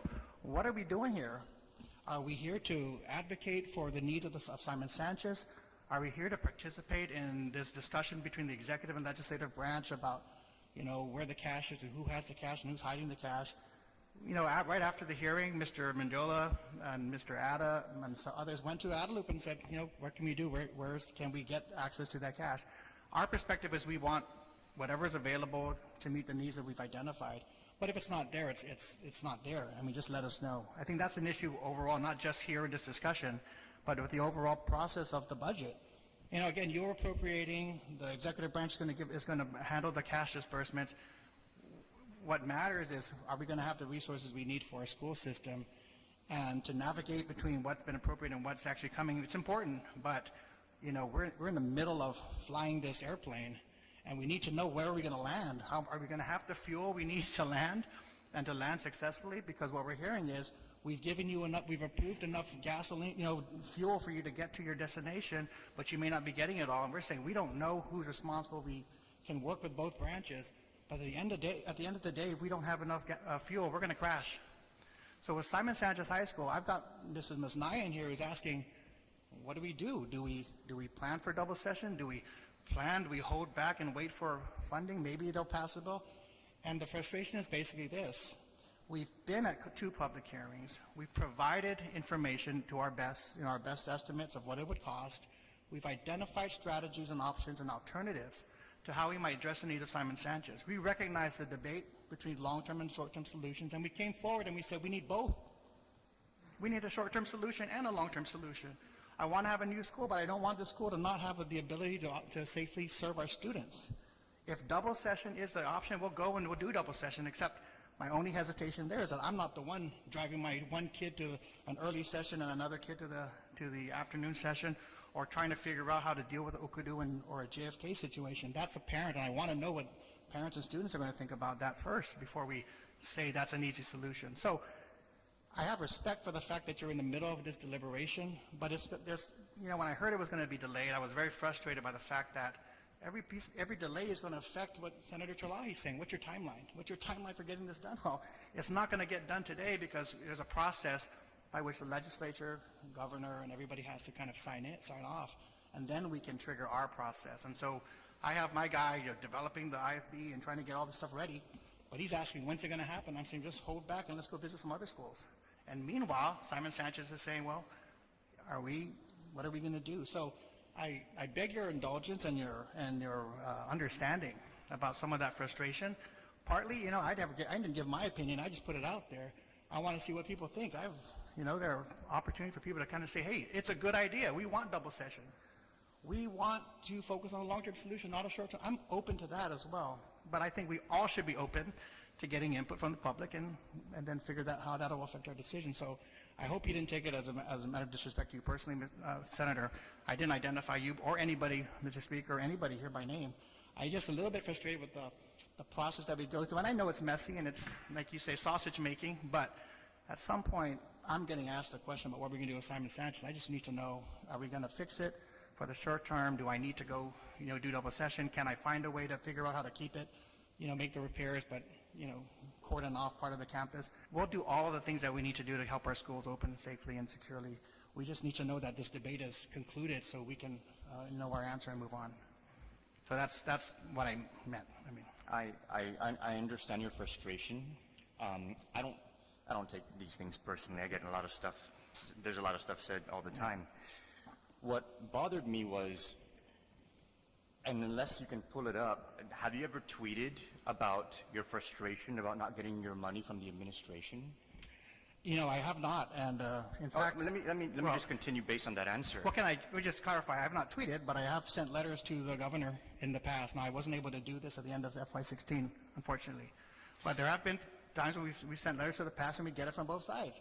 And the reason why I asked the question is because, the political realities is that the more public pressure we can create on any kind of situation, the better. And absent any tweets from you about the lack of the administration providing that funding, you're not creating that political pressure, at least not the same kind of political pressure that this tweet represents. And if you're going to be doing that for the out of frustration and for the sake of education, I would encourage you to do so across the board. When you're frustrated about 580,000, the story that came out last night about a surplus of 13 million and DOE didn't receive 5 million. You guys were shorted 5 million in cash last year. And the news last night said that that this government had a $13 million surplus. 5 million and no tweet. 580,000 and a tweet. And the reason why it's important to have this conversation is because it's in the same context as the board chairman not turning in resolutions and not showing up to fight for things that are good for education across the board. If we're going to be creating the necessary political pressure to get the support for our school system, then let's do it. I'm all for it, and let's do it across the board. I would encourage you and the board to become a lot more active in rallying this community to get the administration to fund the department the way it's supposed to. Because absent that, we could be bickering over 580,000 when there's 5 million that's still left on the table. And I would really like for the department to be getting that money in the light of the greater context of really how little we're investing in education when you factor out the unfunded liabilities of the retirement fund. That 5 million could solve the Simon Sanchez problems times 10, based on what it is that you're requesting from the department and from the legislature. So I kind of wanted to lead that into another question to the board about, when I asked you what you feel like your accomplishments were, and, you kind of parry that into the graduations. Graduation, that's an operational thing. Our principals, our teachers, our schools, our superintendents and our deputies, they're the ones every single day making sure that those students are getting that day-to-day instruction to graduate. What kind of policies and resolutions has the board moved forward to try and fix the financial challenges of the department? Aside from the hiring freeze, which was maybe in the last 7 months, but I mean, overall, what kind of policies, what kind of resolutions, what kind of activism from this board are we getting to get more resources into DOE? And I want to tag that question to how many hours the board consumes from our administrators, our superintendent, our deputies, our school administrators. How many hours do our administrators have to spend going before the board? And how are all those hours translating into board action that's helping the school system? Because I know that a ton of hours are spent with this board. And right now, based on the answers to my first question, I have not seen the outcome that all of that time investment should represent. So I guess for my time on the board, sir, you got the budget.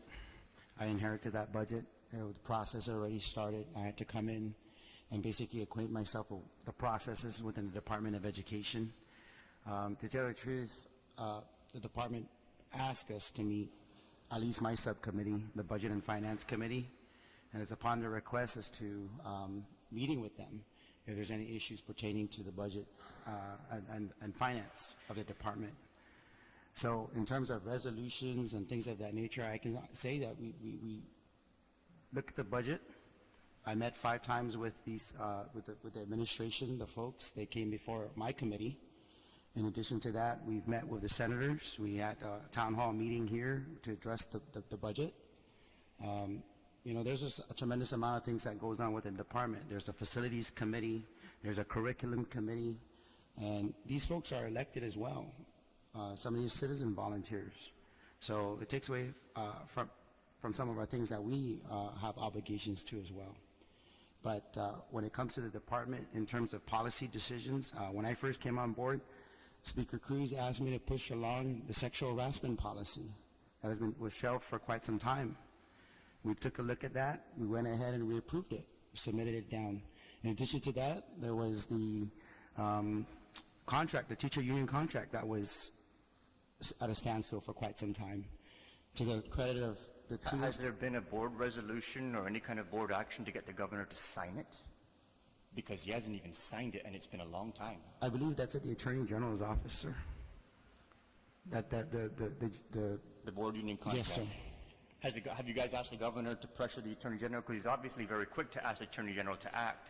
Have you guys asked the governor to encourage the Attorney General to move that contract forward?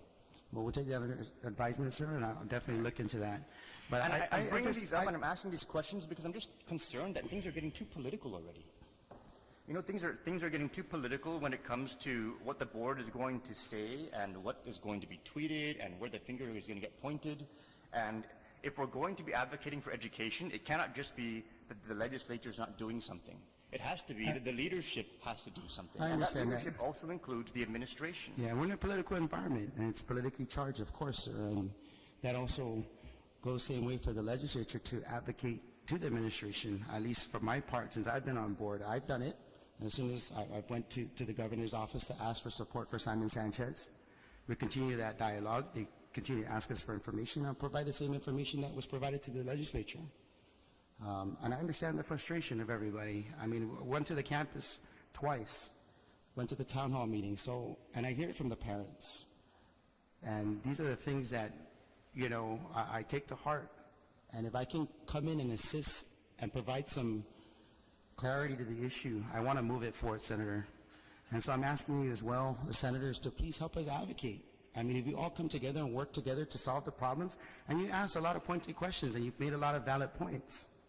But at the end of the day, we know it's down to the cash flow of the government, building a responsible Guam that you mentioned. And obviously, there's other issues that you guys have to address in terms of, if there's no money, what do we do to raise money? Is there any revenue-generating bills that could perhaps help the department? I mean, these are some of the solutions that perhaps we all have to consider and provide these solutions. I had a wonderful opportunity to meet with Senator Tom Matter regarding the override that just went through and how we're going to push that initiative forward. And there's some things that we as a department have to tighten up. So I thank you for your time, sir. Now I have clarity, and I'm pushing that forward. Our agenda from this board, and we did through our board retreat, like I mentioned earlier, safety, curriculum, and facilities. And I can tell you moving forward, at least while I'm on this board, that we're going to engage with you folks more, and we're going to give you guys the information to help us. And I hope that when we come before you guys, that you guys trust us enough, because these guys are elected, I'm appointed. I know, when I said I was going to be appointed by the governor, I'm answerable to everybody. And so, Senator, I appreciate the comments. I appreciate the direction you're going in. But at the end of the day, it's the people behind me that have to manage our schools, and I understand that. And I'm here to support them as much as I can. This is a budget that came from them. They brought it up to us. We looked at it. We asked the administration. We asked the superintendent, is this the true figures? Because we don't want to go back down to the legislature and ask for a supplemental budget. We have 14 points that was created by the legislature in terms of what needs to be funded, adequate education. They wanted real numbers to that. Senator Sinagosine asked us to put real numbers to that, break it down. I hand-delivered the budget down to the legislature personally. And so if I'm not doing my job as an appointed member, as a parent representative from the board, please let me know. But I can tell you this much, that education right now, these people on this table, the folks behind me, we're serious about it. And I know you understand it. I worked well with your mother when I was the PTO president of Agani Heights Elementary School, so I understand there are a tremendous amount of things going on. There's multiple moving targets in education. So rest assured, moving forward, sir, I can't speak for the past 20, 30 years that has happened in the Department of Education, but I can speak to me sitting on this chair, coming before you, asking for your support on this budget. And DOE always does have my support.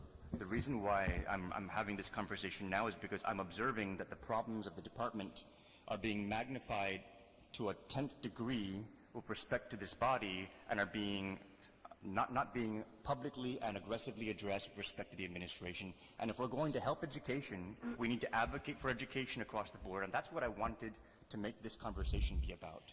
Because you have advocates in here, you know, and you're supposed to be the advocates for the school system, and that advocacy isn't just in this hall, it's throughout this island, and especially in both branches of government. I agree. Okay. Thank you.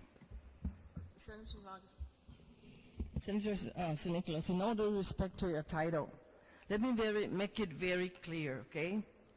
I am not a politician, and I do not play politics. I don't care if you're a Democrat or Republican. I sit on the board as a nonpartisan for the students of Guam. And I really take exception with it about this politics. How I feel personally is we're in the middle between the administration and the legislature. We're the bouncing ball.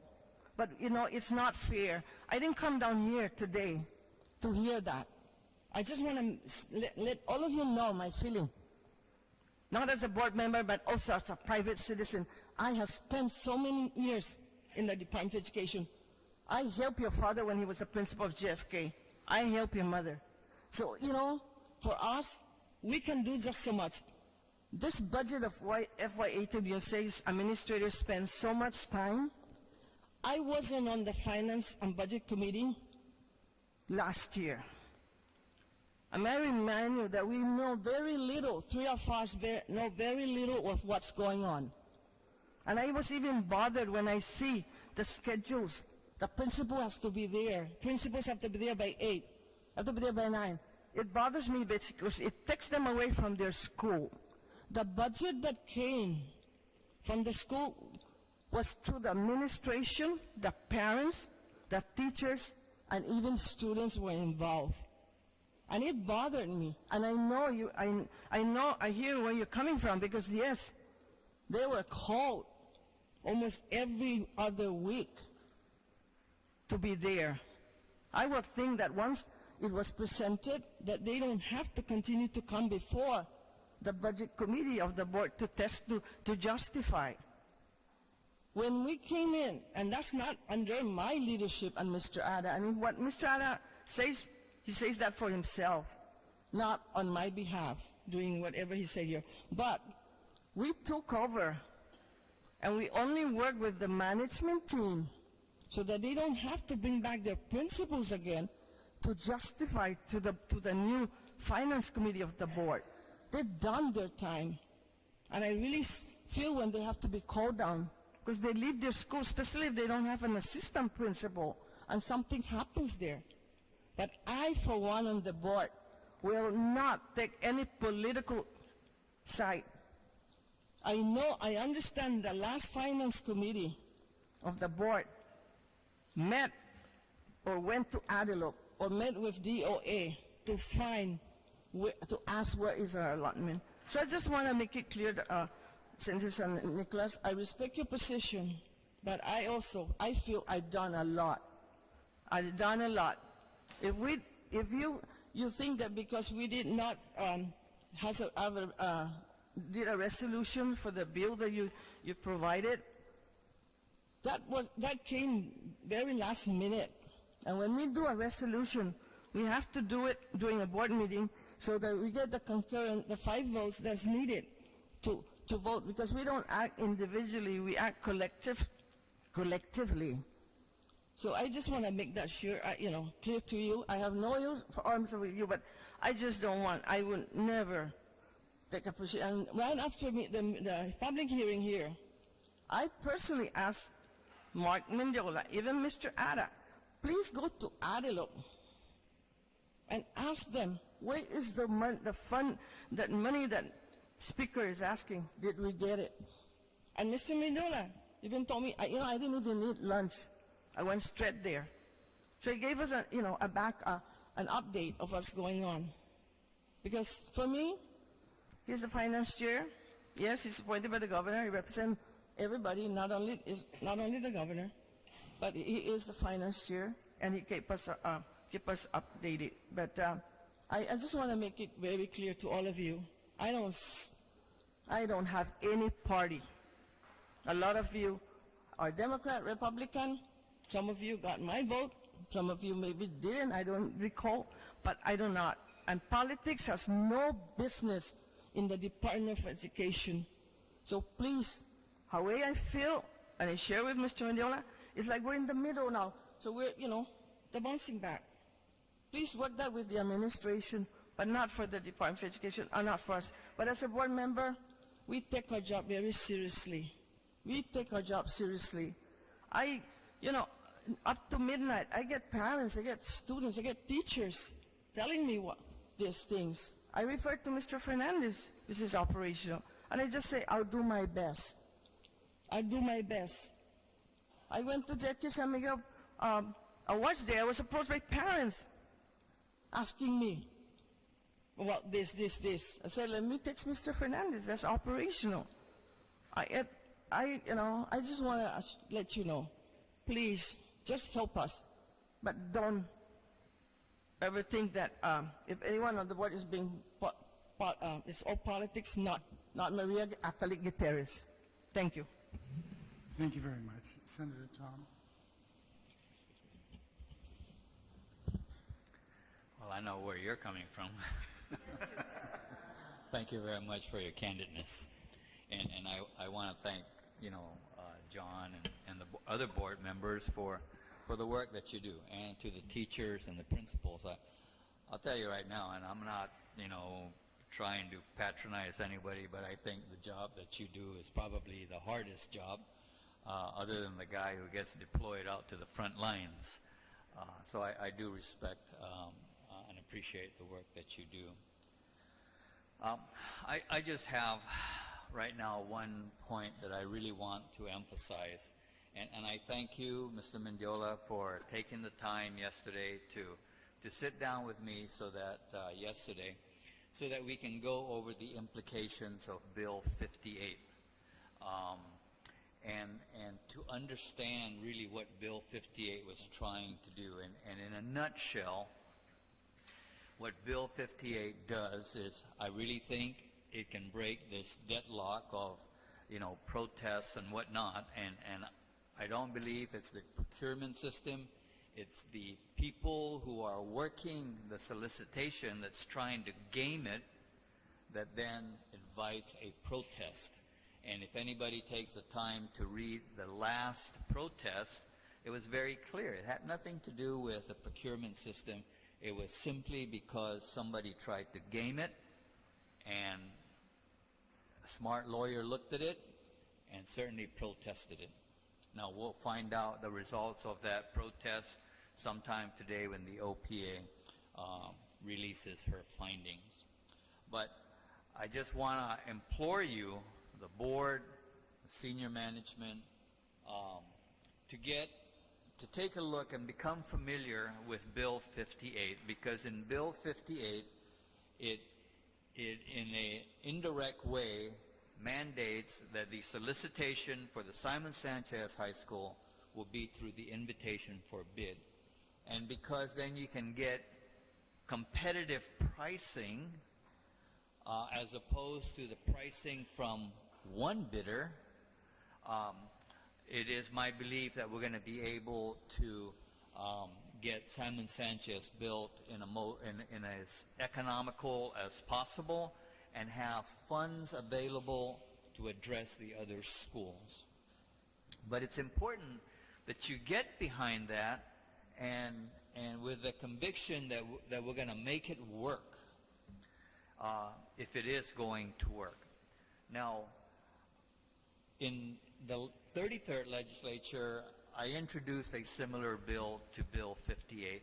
And one of the things that was in that bill was to put DOE as the lead agency for that solicitation, but that got pushed back. So that's water under the bridge. This bill still makes Department of Public Works the lead agency in this solicitation. But because that's what it says in the law, this is your school. And I think you should be the one calling up and saying, I want you to turn left, or I don't care what it says here. This is your school and you drive it. And so I really would ask that you take ownership of this solicitation. Now, there's some, everybody says we got to go back to square one. I don't believe that. I think out of maybe 5 steps, we are already at step 3 or maybe even at step 4. So we can meet that 30-day deadline to get out the next solicitation. But in the meantime, while we're putting that thing together, DOE really needs to take its specifications that's attached to that solicitation and look at it and put more specificity to it.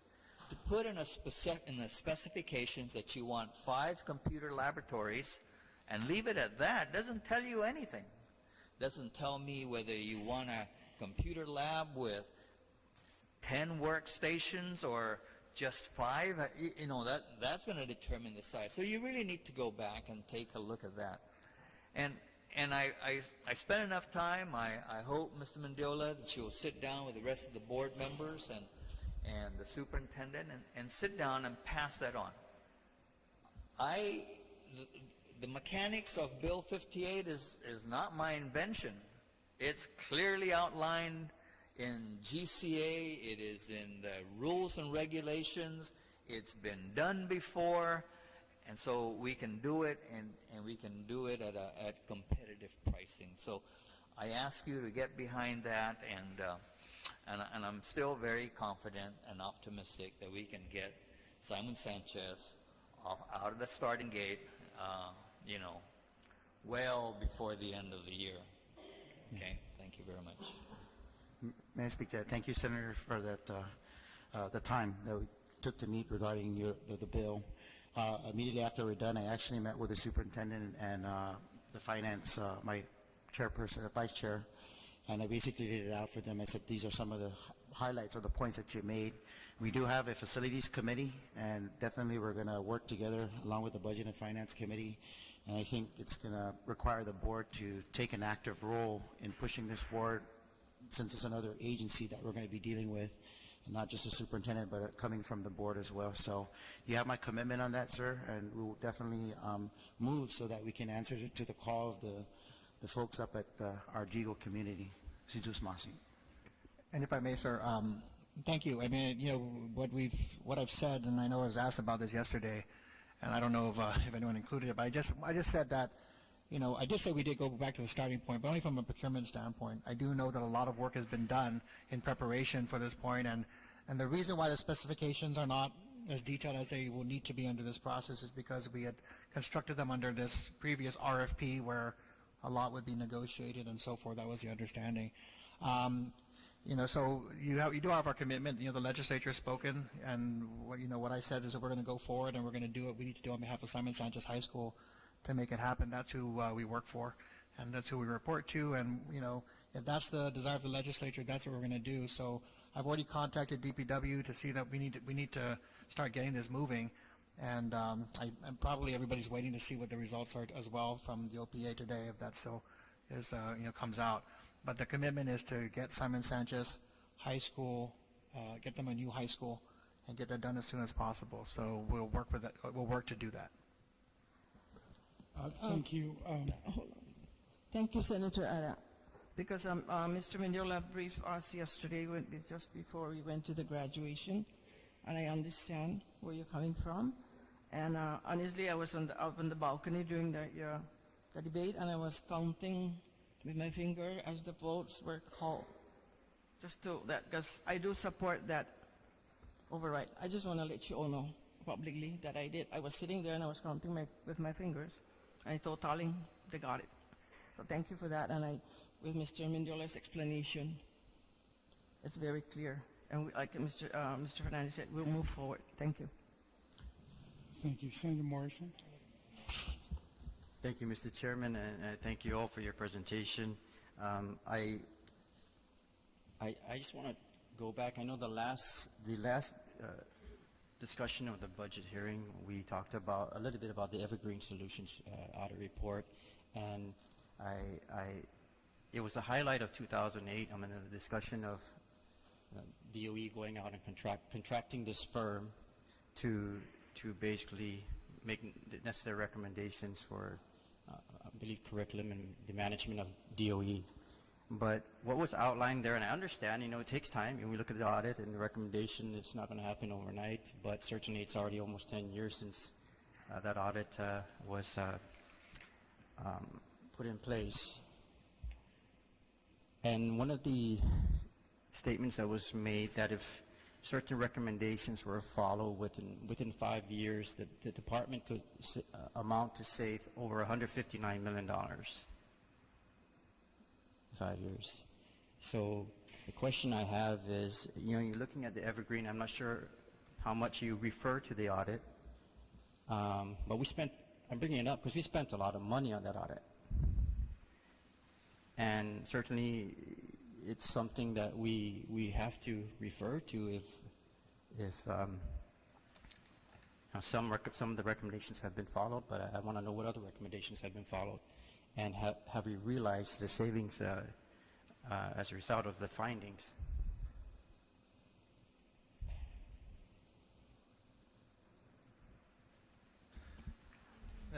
And thank you, Senator. I mentioned to Mr. Mendiola that as the chair of the Finance Committee, he had asked about it, so I said we would bring it up and share it with board members who are not familiar with it, and also go and discuss it.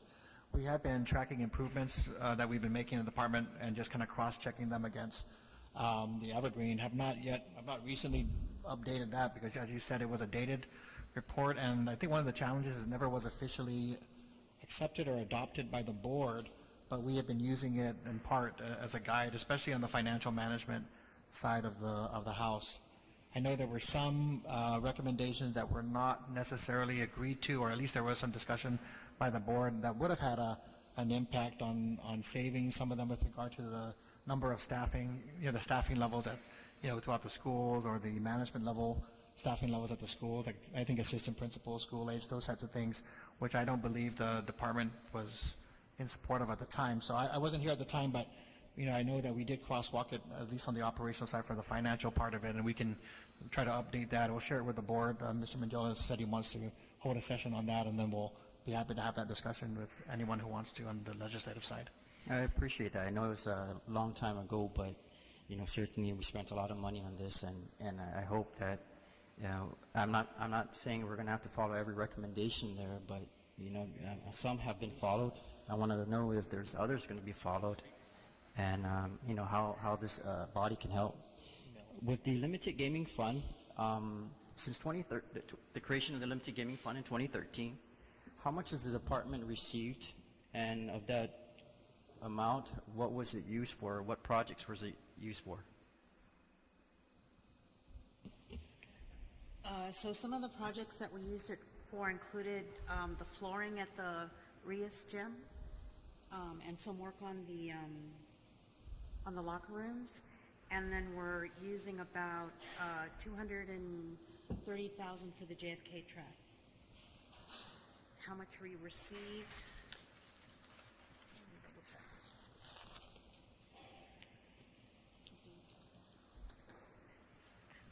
check. Let me look for that number. And also DOA, I just was alerted that they're pending invoices and some documents regarding this fiscal year. I'm not sure for what projects. Right, so I think we mentioned earlier with regard to Salepi, they're requiring the same thing for limited gaming. They're not giving us money unless we provide either a purchase order or invoices, which makes it kind of a catch-22. You know, If I said it, I think what we're saying is that in order to do that, we basically are encumbering those funds without a guarantee that cash is available. So we're trying to, I mean, if that and also in Salapi Principat, I think the issue is we typically want some assurance that we'll get the funding before we go out and obligate.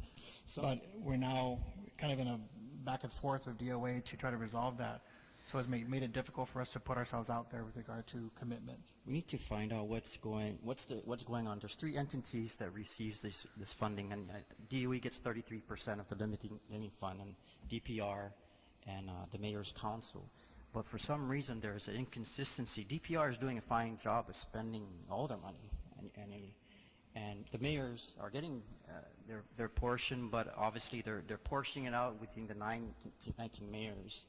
And I'm not sure if there's some way we can assist here, but certainly I know DOE has a lot of needs with regards to the sports facilities, and since 2013, this fund has been at least has matured or has shown that it's generating a decent amount of revenue to support these projects, and we hope that they could be used at DOE. So if you'll let us, we have a scheduled meeting with Christine Beleto at DOA, and we'll bring this up and update. I believe our board, one of our board members, should be in that meeting as well. So what we'll try to do is clarify and clear up any issue with regard to being able to expend those funds, or to receive and then to expend those funds. I mean, I think obviously with DOE, we're the biggest agency, and we're a big draw for cash. So I think as a part of the juggling, we're not getting cash in some areas, and we need to see if that's a shared priority. We can try to see what we can do to improve that. But I mean, I think you've heard the catch-22 that we're in. If we're going to go ahead and encumber those funds and then try to get cash, there's an issue about why would you go and encumber funds without the cash being available, and then vice versa. How can we produce an invoice without first encumbering those funds? So any help we can do any help we can get to clarify that, we'll do this at the board level and management level to work with Christine on that.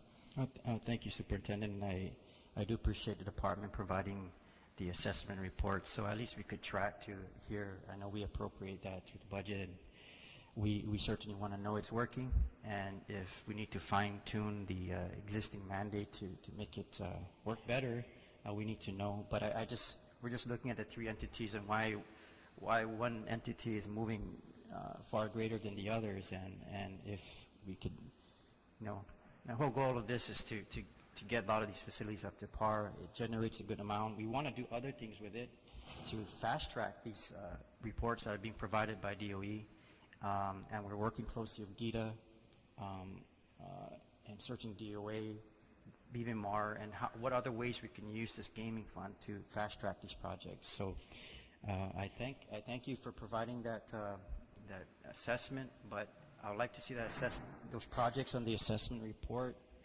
at least at the timing. Looking at DPR's turnaround, we can get a better turnaround, how you see these projects getting fixed. So I know we went out to some of the facilities, but I do want to know it's working, and it's already since 2013, and there's this inconsistencies. It's generating the revenue. It's just how we could get it out there to these fields, these facilities where our children play, and hopefully we could get more of them up.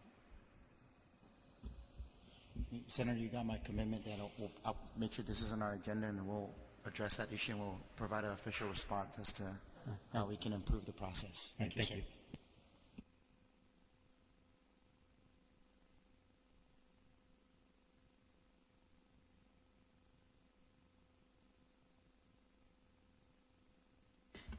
Thank you very much, Mr. Speaker. Thank you, Mr. Superintendent, and to all the board members who are here, and Telling and the other DOE employees. I'm very happy to see many principals and vice principals here, and teachers as well. I think it's important that everyone in DOE participates. I wish you could all be up here at this table just to confirm, but we'll proceed, and I know that you have done a lot of the work to get this budget where it is today, so I appreciate that.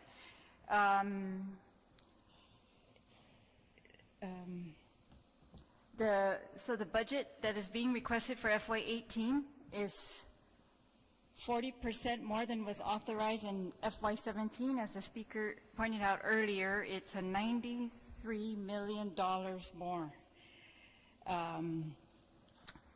44 million, maybe 45 million of that is for an increase in personnel services.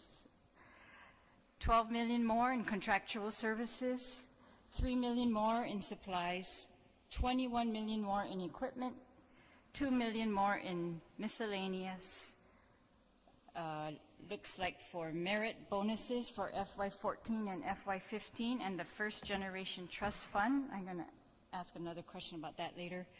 And 11 million more in capital outlay than was authorized in FY17. And I'm glad to see that in the Chamorro Studies and Special Projects Division, there is a request for $100,000 to go for materials development printing. And but I do want to ask about this FY14 and FY15 merit bonuses. FY16 is not included here, and I guess I just want to know how is this working? Why are these so delayed? And what, I know the law authorizing the First Generation Trust Fund, I don't have the amount here. How much of this $1.45 million are you requesting go to that? For merit bonuses? Yeah. So, yes. I'm just clarifying with Telling here, but 100,000 is set aside for merit bonuses, or for the first year. Sorry. No, the merit bonuses. Can you just explain why they haven't been paid yet, and what about FY16? Why those aren't here? Okay, so I'll clarify, and then Telling will help clarify even further. So there is a current suspension or freeze on merit bonuses being paid, but it's not clear to us that it was that it discontinued merit bonuses. It just seemed to be a suspension of it. So our practice has been, and I think others have done the same thing, is to the extent that merit bonuses are earned, and we have an SOP that guides that, how merit bonuses are to be achieved. Once they are achieved, we recognize those and we keep them on our books, although we're not allowed to pay, and the funding hasn't been provided to pay for those merit bonuses. So I'm not sure why 16 it should be included. I mean, it would, unless there's something I'm missing. But anyway, what we're trying to do is recognize, those obligations until such time in the future that there is a decision. If there is a decision to, pay those, that we at least have recorded and documented those liabilities. So were those not included in previous budget requests? Are those not included in your prior year obligations or the cash that you are short? So what happened was that when Gov Guam paid out merit bonuses for all the executive agencies, we were included, and we went back and paid all the way up to our obligation to pay back 3 years of our liabilities, and that took us all the way through FY13. So now, after the freeze, we're just recognizing them on the books until such time, in the event that there is another action to unfreeze and to issue payment on those liabilities. So when the CWA was passed, DOA recommended holding on to the merit bonuses until they develop a procedure to recognize them. And so we've, as the superintendent said, been recognizing the liability but haven't been paying it out. And I think that there's just a typo. I believe that the merit bonuses are through FY16. All right, thank you. Do you know how much is being allotted for the First Generation Trust Fund? I believe it's 100,000. 100,000, okay. That's our share, and then there's separate contributions from GCC Right. and UOG. UOG, all right. What about, okay, I heard your explanation about the 2.1 million decrease or increase in payroll resulting from, I guess, employees that were previously categorized as federal or will be now local. What employees are those? I didn't understand what you meant. Where do they work? Right. So I'm trying to. I've been trying to work out with the auditors how to more accurately present those counts. So they've categorized some employees as being both federally and locally funded, and those employees at that snapshot in time are generally teachers who are either working for summer school or working for Aspire. It kind of depends on when they took the count. So they're really locally funded employees, teachers that get a stipend for participating in those programs. Federal stipend. All right, A thank you. federal stipend. Thank you.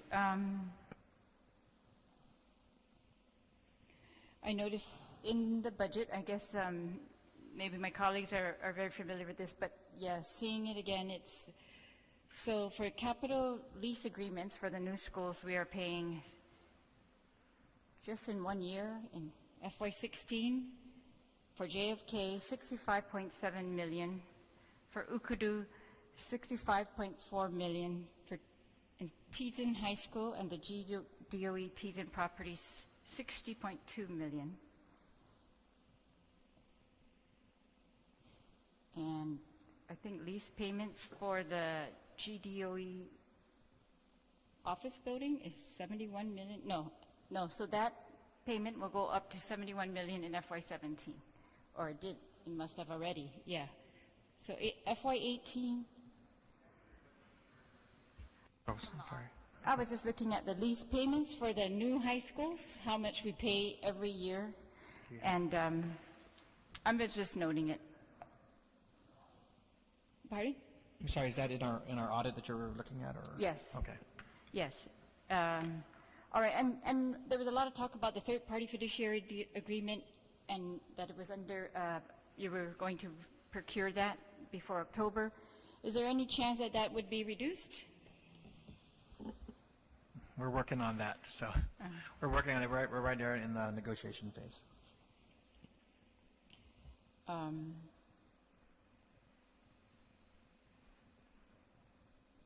All right, and so the areas that are not in compliance, the third party is currently, those are the areas that they are pointing out. Are they going to support you, I guess, in your request to, become independent?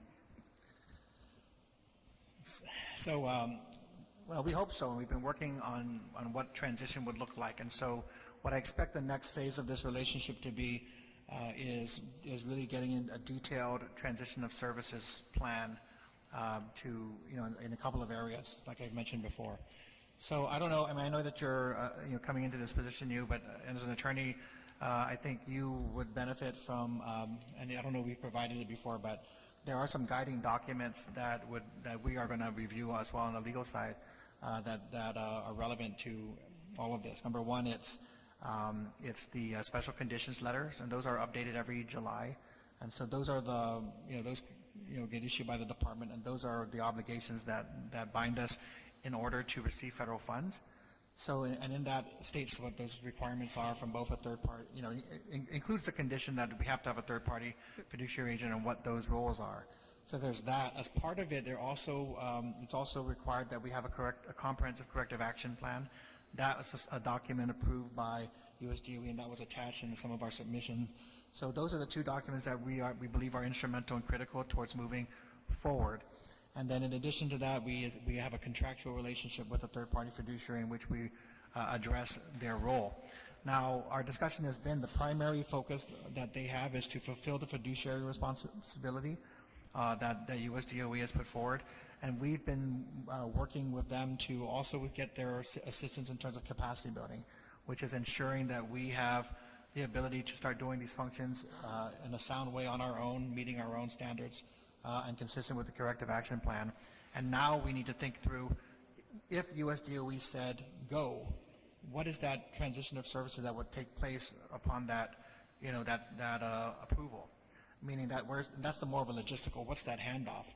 We've talked about transition planning for a couple of years. A lot of that was how do we finish and get through the compliance part of the corrective action plan? How do we have internal audit come in and review the work? How do we make sure that we're addressing deficiencies and through corrective action plans, and then how we, in that cycle of self-improvement? But now the transition of services that we're talking about now is more logistical. If we get the approval, what then has to happen on the accounting side, on the staff side, and so forth? And that's where we're asking the third party to help. So right now we're in the middle of understanding that that's the scope of work that needs to happen. We're in the middle of negotiations, and we're going to try to get that done in a cost-effective manner. But I think the issue is, the only reason I'm referencing that is that we're at a point that we also have to look at, what does compliance mean, so that we get to a point where we can trigger the reconsideration of our special conditions. And that's not a third-party decision. That's going to be the decision of the department to make that request. And we're hoping that at that point we'll have all the validation we need. But when you ask, is the third party going to get us there? At some point we're going to have to pull the trigger, and I think that's going to be a conversation where we do want input from other entities who are involved, including the legislature, as to when that happens. All right. I just, wanted to make sure that your confidence is also shared by your current third party. I guess it's a little, I don't know, just a little strange maybe that it's switching right now when you sound like you're so close to, so I hope that goes well. That's a timing issue, and absolutely. So I guess the issue there is my priority is to complete and stabilize that, whatever the third-party fiduciary relationship is, yes, so that when we pull the trigger, we're not also in transition or in an unsettled place. So that's part of the timing complication. Their contract expired last year in October, so we're under this extension while we secure another, it's a 5-year, on an annual basis. So we're hoping to secure that shortly. All right. Okay. And then if you could just discuss a little bit, there's an $11.2 million you pointed out for capital improvements, and you also pointed to this U.S. Army Corps of Engineers report in 2013 right, as the listing of the projects, and so I understand that, but I guess I'm just a little confused because in that other bill for the Simon Sanchez, we're asking them to do another study. Can we forego that study and just use this and at least till we finish these repairs, and then maybe put that study off for a while? We are, so based on the Army Corps of Engineers report, the first thing we did was, because again, that was a timing issue. We had the Army Corps report at the same time we were deploying ARA funds. So now we've crosswalked that work to see what's been addressed, and as I mentioned before, we anticipate that between ARA funds and DOI funds that we currently have, that we'll be able to take care of 40% of that work, and the remainder is needs to be addressed as well. So with that, this is 2 years ago too. So when I say timing, I'm just talking about the fact that at the time, what we had hoped were to be able to take both. There was a Sodexo facility study that had been done prior to my arrival, and then there was an Army Corps report done. The intent was to have a master facilities plan that took into consideration both of those studies already, so not having to go redo all of those pieces, and take us from where we were into a plan that would tie in the resources to not just the deferred maintenance, but also the direction of the school system. So it was just to build on deferred maintenance, which is basically get everyone up to a health and safety standards, basic health and safety standards. But we were also thinking about was moving forward, as we look at where we might need a new school, or what schools needed to be consolidated, or what schools needed to be modernized, that we would have that blueprint so that it would guide the investments that we had hoped would start with $100 million and proceed from there, because there would be a plan to take our schools into to a condition where we wanted to see them. So we are definitely starting with the Army Corps, and we have accomplished much of it. As resources come, we are still tackling it. So you see in our request, we have $11 million that is put forward to try to address some of those issues that are identified in the report. If the $100 million comes in, we'll be able to use those funds as well. So it was just a matter of timing, and it's not meant to be redundant or reiterate the same issues. And maybe this distinction is also for Simon Sanchez, for instance, deferred maintenance only takes it back to patching up the facility to meet public health standards. It doesn't take into account what we're talking about here, which is how long is that going to last, and is that going to be the school we're going to have for that community going forward. So, the Army Corps really addresses the deferred maintenance to get it to a current state in a way that passes, all the health and safety standards. What we're talking about now in the procurement is, we're talking about a school to last, 30 to 50 years. What kind of school and do we need, and is this facility sufficient? And so renovating or rebuilding that facility is now what's being envisioned with the $100 million. Okay, so you want a new plan. You're going to use this plan for now, but you still want a new plan to pay for a new plan. Well, it was included in it. I think the cost estimate at that time was $500,000. It was also a request of the legislature to fund it in that way. We were being asked to fund a master facilities plan to take us out for the next 10 years. So the deferred maintenance plan is not exactly the strategic plan that was being envisioned. The legislature chose to sort of add that into the procurement. We said if we use that, it's going to be used to modernize facilities, not just to renovate them to a current state of, compliance, but to renovate and turn these schools into schools worthy of this century. And then, That's and very that was different. it's different, right? Yes. So you're telling me to get, Simon Sanchez open to meet all our health and safety standards, we can do that. But if you're talking about, hey, we have to make a 30 to 50-year investment, like what is that going to look like for that community? All right. It's a different conversation. Okay, and so this 11.2 million is being requested for fiscal year 18, which begins October 1. Yeah. So this is what I was asking you, I think in another hearing, is there must have been some planning for what we needed to do in fiscal year 17. So I'm assuming that's being taken care of. For the summer, you said you've got a list of projects that you need to do for some of these schools, many of the schools, and the one, I guess, that was a little overwhelming was the Simon Sanchez. So obviously Simon Sanchez has drawn a lot of our attention because of the condition of the facility and because of the support that's being provided in terms of the funding available now to address it. I'm very glad that the principals are here because all of these things that you're seeing in the budget have come from our conversations with the schools, and I'm glad they're here actually because they can see this conversation we're engaged in, because they come to us and say, we asked you for our canopy repair last year and it's still not there, and we say we don't have the money to do it, but we'll put it in our budget request. So last year we had a similar request, and we didn't have the funding sufficient to support it, and that request would have done the same, would have tackled the same issues, which are really focused on district-wide health and safety issues and trying to improve it. So right now we're reaching compliance, and we're trying to make sure we have enough, facilities and fixtures and so forth to meet our standards. But what they're asking for is, and what we've included is canopy repairs. I understand, renovations, but these are listed for 2018, which is my question. So right. For the $11 million, if you receive this money for 2018, it's not going to help them get their schools ready this year for the next fall. No. And so my question is, if there was a $5 million shortage in 2016 and a $7 million haven't received the cash in 2017, I mean, that's not that it was not appropriated. The issue is you're not getting your cash. And I too get very frustrated when I go to the schools or as a parent and I'm being told we just don't have the money, from principals or teachers. Right. That they are going to tell me that, I think is really a disservice to the students, because they should never say that. They should say, we've asked for it, we are being assured that they are fighting for that, or they're going to get that for us. Not that we are being assured you will never get it, it's hopeless, don't even ask anymore, or you're going to get in trouble if you ask any more for those items, because that's not what our priorities are. Correct. And so that's it. I just want to make sure that everyone understands that this money is slotted for 2018. I hope that we can put this in. Everybody here knows. I mean, my first job as legislative counsel was in the 23rd Guam Legislature. I think it was over 20 years ago.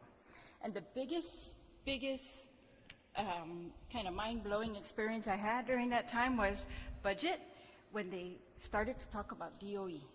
So I have never seen a legislature that does not,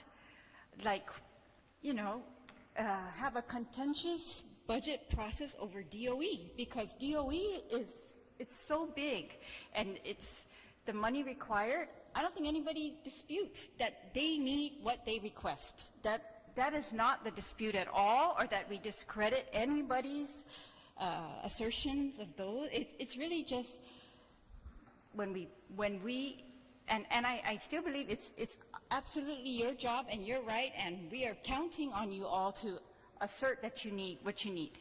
And yeah, it's just tough choices that have been made over the years, but I think they have done some very, very good things for DOE by prioritizing the cash is supposed to be prioritized for DOE. That's clear in the law, and that it is not is it's an indication that the government of Guam as a whole has put that cash someplace else when we have by law mandated that it go to DOE. And so I just hope all the principals remember that, and you remember your power, because if you say that cash belongs to us, and if you see anything out there that you see the government of Guam spending on and you think it's luxurious or frivolous, those are the things. Call attention to it and say, stop that. That's owed to the students of Guam. And I think, it's I'm hoping, that everyone understands. I think everybody wants to give all this money to DOE. We're going to try our best. And I know they try. I have seen it. They try their best every year. And when they have to cut the request amount and they give you a lower amount than that, that's hard.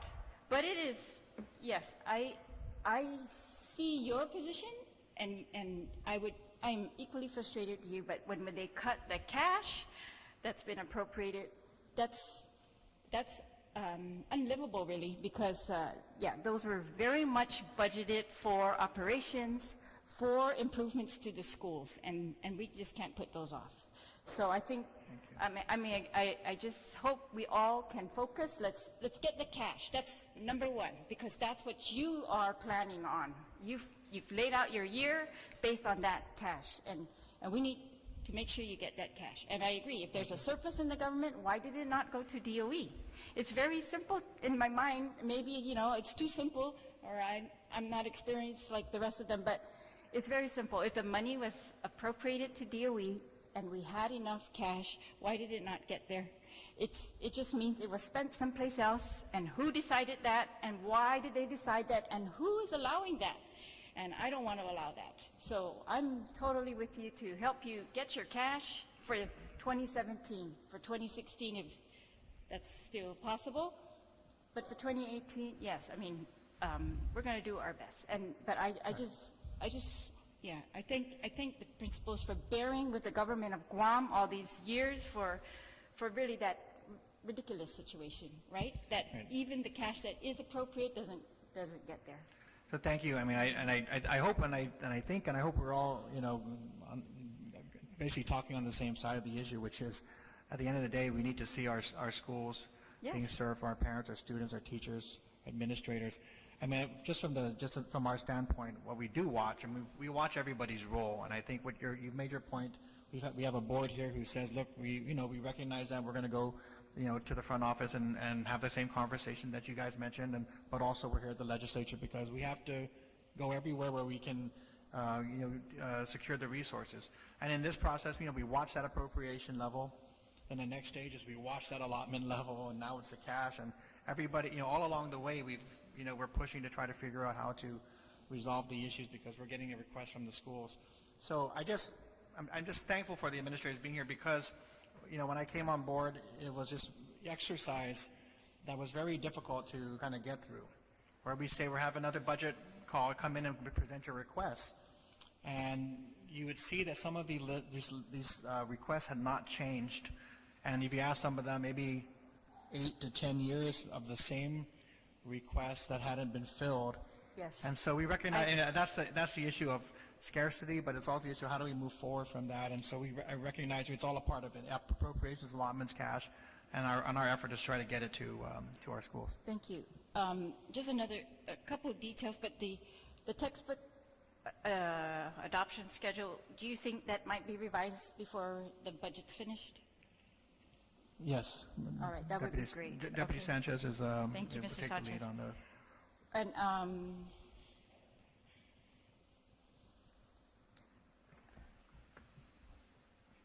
okay, and I just wanted to talk very generally. So if you look at all the schools' proposed budgets, all of them are increased, maybe $1 million at least in the high schools, the middle schools. I looked through all of them. And so they all look like per school they are going to be receiving more. But I see, yeah, so it looks like some of this is for 2018, 2.2 million for a pre-K program that actually is not going to be implemented until, the next fall. That's the part of the. Okay, 20. A lot of that's in capital because it's Yeah. a facilities preparation. Facilities prep, okay. Yeah. And then 11.1 million goes to accreditation. Is this part of it. realistic, 41 schools to go through this process? We're during on fiscal year schedule. 18? We're on schedule by 2020, so to get all the schools accredited. Okay. So that's part of the cost. Okay, great. And I see 1.6 million in instructional supplies for the schools, the wireless connections. I hope that, I know UOG said they are working with DOE. They've included them in their new, that the big project that they're working on to get that increased capability for internet. And I hope that you will be included then in that and hopefully get When some we cost surveyed savings. our community as to some of the things that they cared most about, technology access is number one, if not maybe top two at the lowest. I So, agree. Absolutely. Yeah, thank you. I think the schools could really help if we could get the schools fully capable, that we can even share those resources with communities, especially schools that are right in the middle of villages, that we can get our villages fully capable through the schools. I really hope so. Yeah, absolutely. I think the issue is, we talked about this about, spending money on infrastructure versus technology equipment. And you have to have the infrastructure first. Yes. Because sometimes people, they just come in with their equipment, but if they don't have a connection, it just defeats the whole purpose. I So agree. our focus is I am to hoping that broaden with that as well. UOG's new project, that Absolutely. they are going to include you, and they said they are, and I don't know who exactly, but I hope that you are being included, and if not, please pursue that, so that you get included in that huge upgrade that UOG is going to be getting as a research, as an educational facility. Yeah. Yes, thank you. Okay, and then it's just this. So for the school-based support staffing, they're $10.6 million. It looks for personnel needs for school-based support staff. This is one of the big increases. 144 school aides, and you said half of these would be one-to-one aides, and that you want to permanentize these. So I guess I just want to ask, what is the effect? They will be working the same amount of hours, but now it's to include benefits? So right now we have part-time aides that are primarily federally funded, and they only work during the school year. So. And during school hours. And so when we're on break, they're off, they don't get paid. So as they move to full-time, then they would be working year-round, and they would get the full complement of benefits allowed to all employees, including holidays and those kinds of things. All right, so it's a little bit more expensive, but I guess that would increase your continuity with these particular people to make sure they're there the next year? Yeah. May I speak to that, Mr. ma'am? Mediola, yes. I have a son with special needs, and during the summer, I have to advocate that his one-to-one aid is also a part of that process.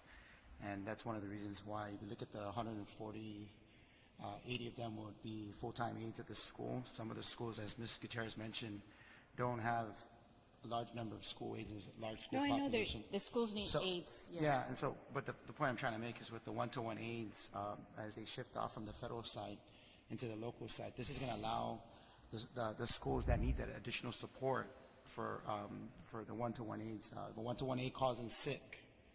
There's going to meet someone who has a specific training to assist, and that has occurred with my son as well. So I just want to let you know, I'm advocating for that, that this number for the one-to-one aides remain in the budget.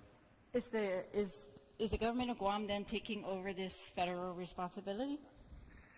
It's I guess a financial issue for the most part. So as you know, we are flat funded at about what, 14 million on special education, our federal grant, and but the Competitive Wage Act took effect, and that basically absorbed much of the personnel number. That meant that in order to fund the similar number of aides, we had to do so on the local side, and that's the number of aides that we're talking about, 79.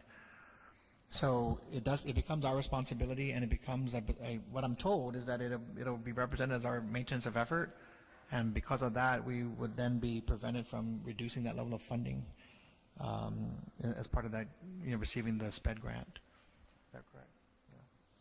So it becomes, but on the other hand, it does serve to help retain and develop these employees on a continual basis. Half of which, so, all right. And then 54 administrative staff positions at the schools pursuant to staffing requests at the school level. Staff positions, could you just clarify what those are? I'm sorry, so clarify what the school-based positions? You don't mean teachers, is that right? No, we're talking about support staff. Okay. So this will be, so we've received a lot of requests for administrative staff, as well as the school aides. So those are the. All right. Oh, okay. And then also, also nurse, sort of nurse. Yeah. So you nurses. said, and then there are specialized attendance officers, educational interpreters, speech language pathologists, psychologists, physical and occupational therapists, school health counselors, licensed practical nurses. Yeah. And those are needed in all the schools. And very difficult These specialized positions. Excuse me. These specialized positions are needed in all of these? They're needed to serve all of students across our school district. So, and those are, pursuant to our IEP requirements, for SPED. But they're very difficult to find sometimes, and finding those with the specialized expertise. So but we are trying to provide that support.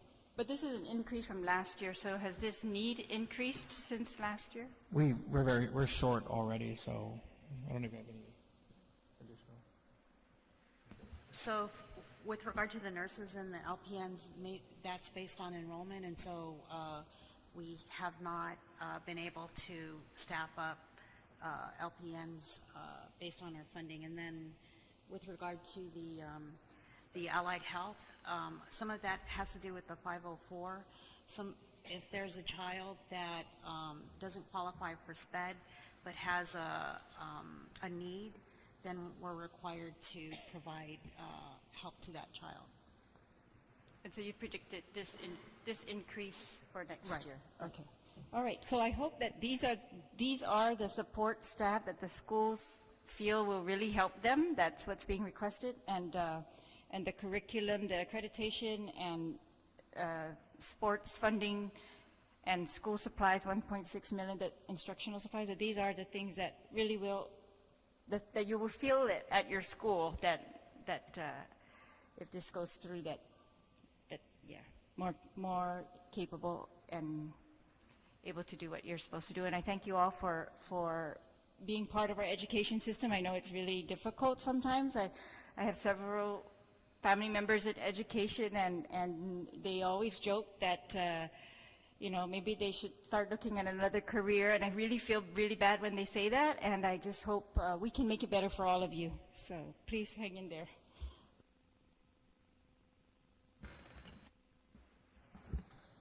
Thank you, Senator Tulay. Senator Nelson? And then it'll be Senator Lee after you. Thank you, Mr. Chair. I won't take too much of your time. I'm getting nudged by the chair asking me how many questions I'm going to ask because he wants to get out of here, as I'm sure you all do too. But I just want to thank all of you for being here. I'd like to recognize my AP government teacher, Mrs. San Augustine, who's now principal for one of our elementary schools. And then Mrs. San Miguel, who is my boss down at Ogden Johnston. So, and all of the administrators, thank you very much for being here. I do have a couple questions. And, you know, being a teacher, I look at to how much of the school is really getting. And that's my biggest concern, is because we have a lot of teachers, we have a lot of administrators and staff putting forward their own money to fit the needs for the students so that they can succeed.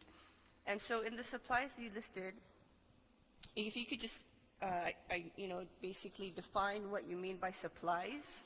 And then secondly, your central office is requesting $2.5 million, the elementary schools $1.3 million, middle $630,000, and your high school's at $973,000.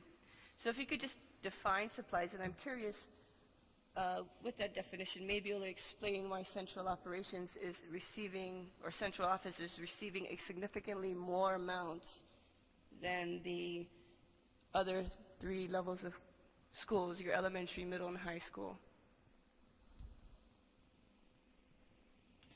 It was in your budgets, one of these big folders here.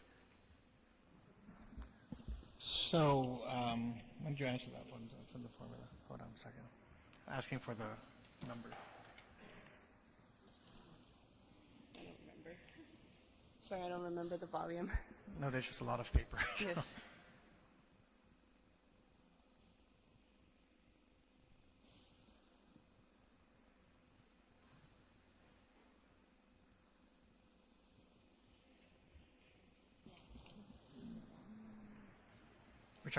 Which schedules were you looking at? Perhaps, Superintendent, you can define what what supplies is. Perhaps it'll bring some clarity. Did you define? So by instructional supplies and materials, we want you want to be able, well, we've tried to leave it flexible, but they're really meant to be instructional supplies for teachers in the classroom. And so we'll have to work on how that would be deployed, but typically what we're looking for is a school level decision as to how to prioritize and use those funds. So, okay, instructional supplies, okay. Yeah. So how is it that central operation, who is a staff of 45, is requesting $2.5 million? Your elementary school is only requesting $1.3 million, and I think that they should be the most, because this is where the stages where development is very critical. Your middle school is $630,000, and your high schools are only $973,000.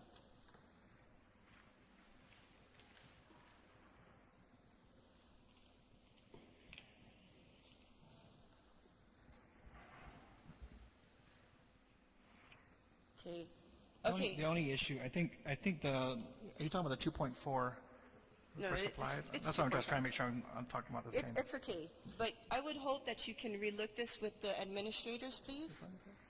Perhaps I'm thinking maybe central operations is requesting so much money for instructional supplies because perhaps they're distributing it to the schools. Maybe there's invoices that's dated back 3 years, because some teachers, they request an invoice for supplies and they don't get their supplies till 3 years later. So I'd hope that you can reconcile that and perhaps adjust it. And then I do have another question. I'm sorry, Mr. Chair, I'll be really quick. You asked for $17 million in textbook, and what has been alarming to me is that the legislature has appropriated 2 years in a row $1.5 million. I don't know how much they've appropriated in previous years. Right, yeah, same. So I'm thinking if they've been appropriating $1.5 million since 2012 and they haven't been receiving their full appropriations, perhaps that could have been done to offset the cost of the $17 million in textbooks. So I humbly implore you that, and whatever push that you need from the legislative body, we will push for this money that you haven't been receiving. 1.5 million for FY16 is very significant compared to the 12,500 that you only received for textbooks. So where's this money going? And now, I'm sure the legislative body would work with you to inquire with the executive branch, where's this money going? And I hope that you would take a stronger stance on this, especially another thing, the school lunches. March 31st, there was an incident of insects being found in one of the schools. I think it was UPI. I don't remember off the top of my head. But my question is, did that impact the contract? Now, this is not the first time we've had issues with Sodexo lunches.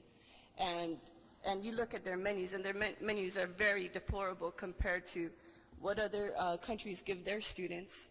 And so I hope that you would relook at that contract and whatever reimbursement that you should be getting for them feeding, for them allowing our students to be fed this deplorable food, essentially, that you'd really look at and hold them accountable, because I don't know if it was a breach in contract. I don't know if they reimbursed you for the money that they spent for this meal. If you got any reimbursement back, you should.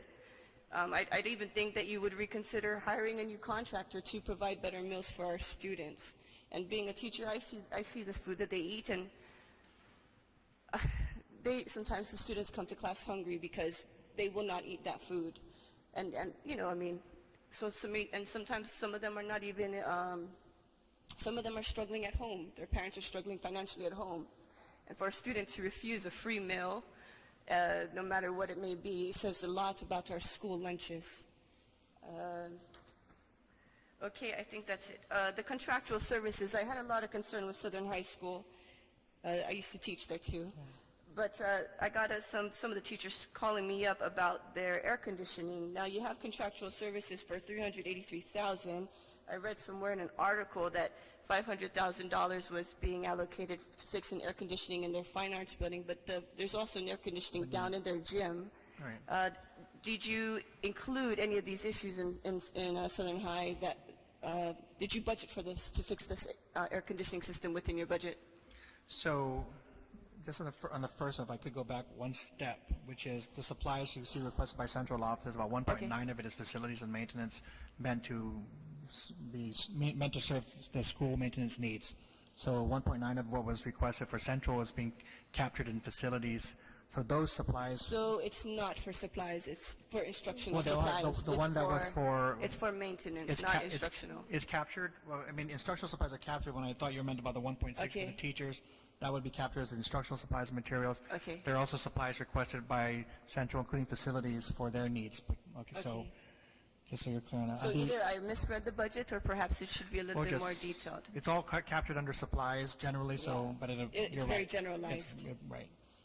Okay, so what about the contractual services for Southern High School gym? So Southern High School, I mean, basically, we walked down. I mean, the situation with the gym is that we've got the compressors running. We've diagnosed another motherboard issue. We're working with the vendor to try to figure out what that cost is. They've got direction to meet and get that thing up and running. So you haven't allocated it for FY 2018? We don't know yet the full amount. We estimate, it could be 10, 20. We're trying to deal with it within our current resources if possible, or with any resource that can be provided. So we're just trying to wait in that dollar amount and that diagnosis. Okay, so we do have an existing contract for parts, for maintenance parts that we're able to do for air conditioners, but we need to know what the final cost would be. Yes, because you put $6.6 million for all AC units within schools, so I wanted to ask you. Right. Yeah, so I hope you look at that too, because the children are suffering in that gym. It's frustrating. There's very little ventilation, so I hope you consider that. Well, no, don't consider it. It's absolutely a priority. So. No, absolutely. The instructions to get that up and running by the start of the school year, if not earlier, and push the conversation to my level with the contractor if there's any issue with getting that done on that timeline. Okay, and there was something in the budget. It was about a federal funding that you were receiving. If you just give me a minute. Just need to look in all the... Sorry, Mr. Chair. No, feel free. Do you have anything else you wanted to bring up? Well, anyways, there was a line item in also Sodexo. I got another article here about the uncooked food. So if I kind of put any more pressure on you to really look at the contract and hold them accountable and provide better meals. Okay, thank you. There was an item in your budget where you continually received federal funding for FY16, FY17. It went up from 17 million and then to a little over 20 million, like 26. And then FY 2018, it was completely blank. And so I'm wondering, is it because you don't anticipate receiving federal funding, or? So right And now, there's a specific item for it. we're right now we're days away from finalizing a review of a new application for federal funds. So we hope that will be awarded, and that would be in the area of 28 million 28 million. So Okay, would this be... for consolidated grants. Yeah. Okay, Is that so what we're talking about? if we, will this 28 million be inclusive of the amount that you're requesting today? No, this is It's separate. a separate, Yeah, okay. It's separate, and most of that goes towards your school-based programs and interventions. So, Okay. After school, summer school, night school. Okay, I understand. You know, One more thing, I'd like to commend the chair. I know Southern High School's Olympic pool. Have you looked into possibly partnerships with other agencies, utilizing it for a community? I'm sure you have. It's a very simple idea. Right. Well, we've it's a high cost, and this summer, I mean, we were just there the other day, so I think we're at a point where we just need to figure out how to move forward. So it's either we're gonna get some commitments from our private sector nonprofit partners to fund the maintenance Okay. and repair, or I think we just need to move forward and find another alternative use. But I'd like to work with the community with that to determine what. Interscholastics is very important in the It's- children's life, it's- so perhaps you can yeah, reach it's- out to Absolutely. and see if you could open it up for the community down south. Right. I mean, they don't have access to a pool. I think that would be good, Right, so and it'll we'll- keep your we'll- kids So occupied. we just walk through there, and it is a constant effort just to drain it and make sure it's not presenting another hazard. But I think the issue is we prefer to find a way to make it work. Okay. So we'll follow up on that. Yes, I really hope you use it as a pool and not Thank you. fill it up with concrete and put something else on top of it. No, I know. You know what I mean, though. It's been this symbol of Southern High School where you have a pool that doesn't work, and it's Olympic size, and there's so much promise, but we haven't found a way to make it sustainably, repair and sustain it, and that's something that we don't want to see for the foreseeable future. So I'd like to find a way to solve that problem.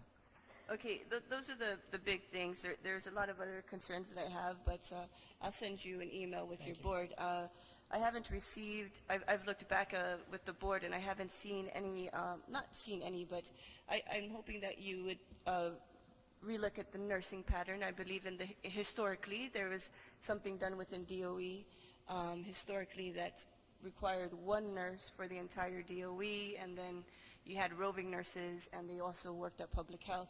So I think that we should also learn to use our administrative agencies to help our kids and the needs that you have. It will defer some of the cost. It was a good program in the past. I don't know why they did away with it. Okay. If you let us know more about that program. I think right now we have a nurse who's assigned to every school, but I'm not familiar with that program, so happy to follow that up. And that's all I have. Thank you, Mr. Chair. I got something. Actually, I was looking Thank into you, that. Senator Nelson. Yes, fine. Mr. Mark. I was actually looking into that, and as part of our cost containment measures, and I did find a school district, and I think that's something that we definitely need to look at. And if we can follow that model, it potentially can save a substantial amount of revenue, but also provide the safety needed for our kids. So I will bring that up. Senator Lee? This is response to you, Mr. Chair, and thank you all so much for hanging in there with us, for participating in this hearing, for continuing to provide your input for this budget that's before us, but also just for your day-to-day work in the trenches with our students, elementary, middle, high school.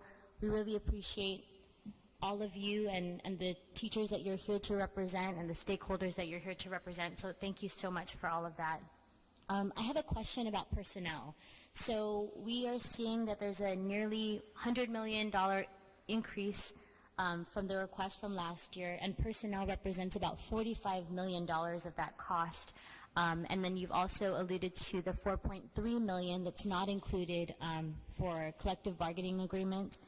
I wanted to ask you, there may be a new competitive wage study that might impact the government, the Department of Education. So I wanted to ask, how much might DOE be anticipating in personnel increases from this new study?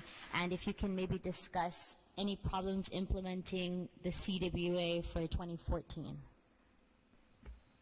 So I can discuss the prior implementation of the CWA. After that was done, we did receive a number of concerns from teachers especially. From teachers especially, I think those who were on the higher end in terms of service and years in the system did not see as much benefit from the adjustments to salaries that you might have obtained if you were a newer teacher with less years of service, and a lot of the wage compression happened on the low end, and so I believe those teachers did go through the process of I think they went both to DOA and to the Civil Service Commission to try to address those issues. I don't believe.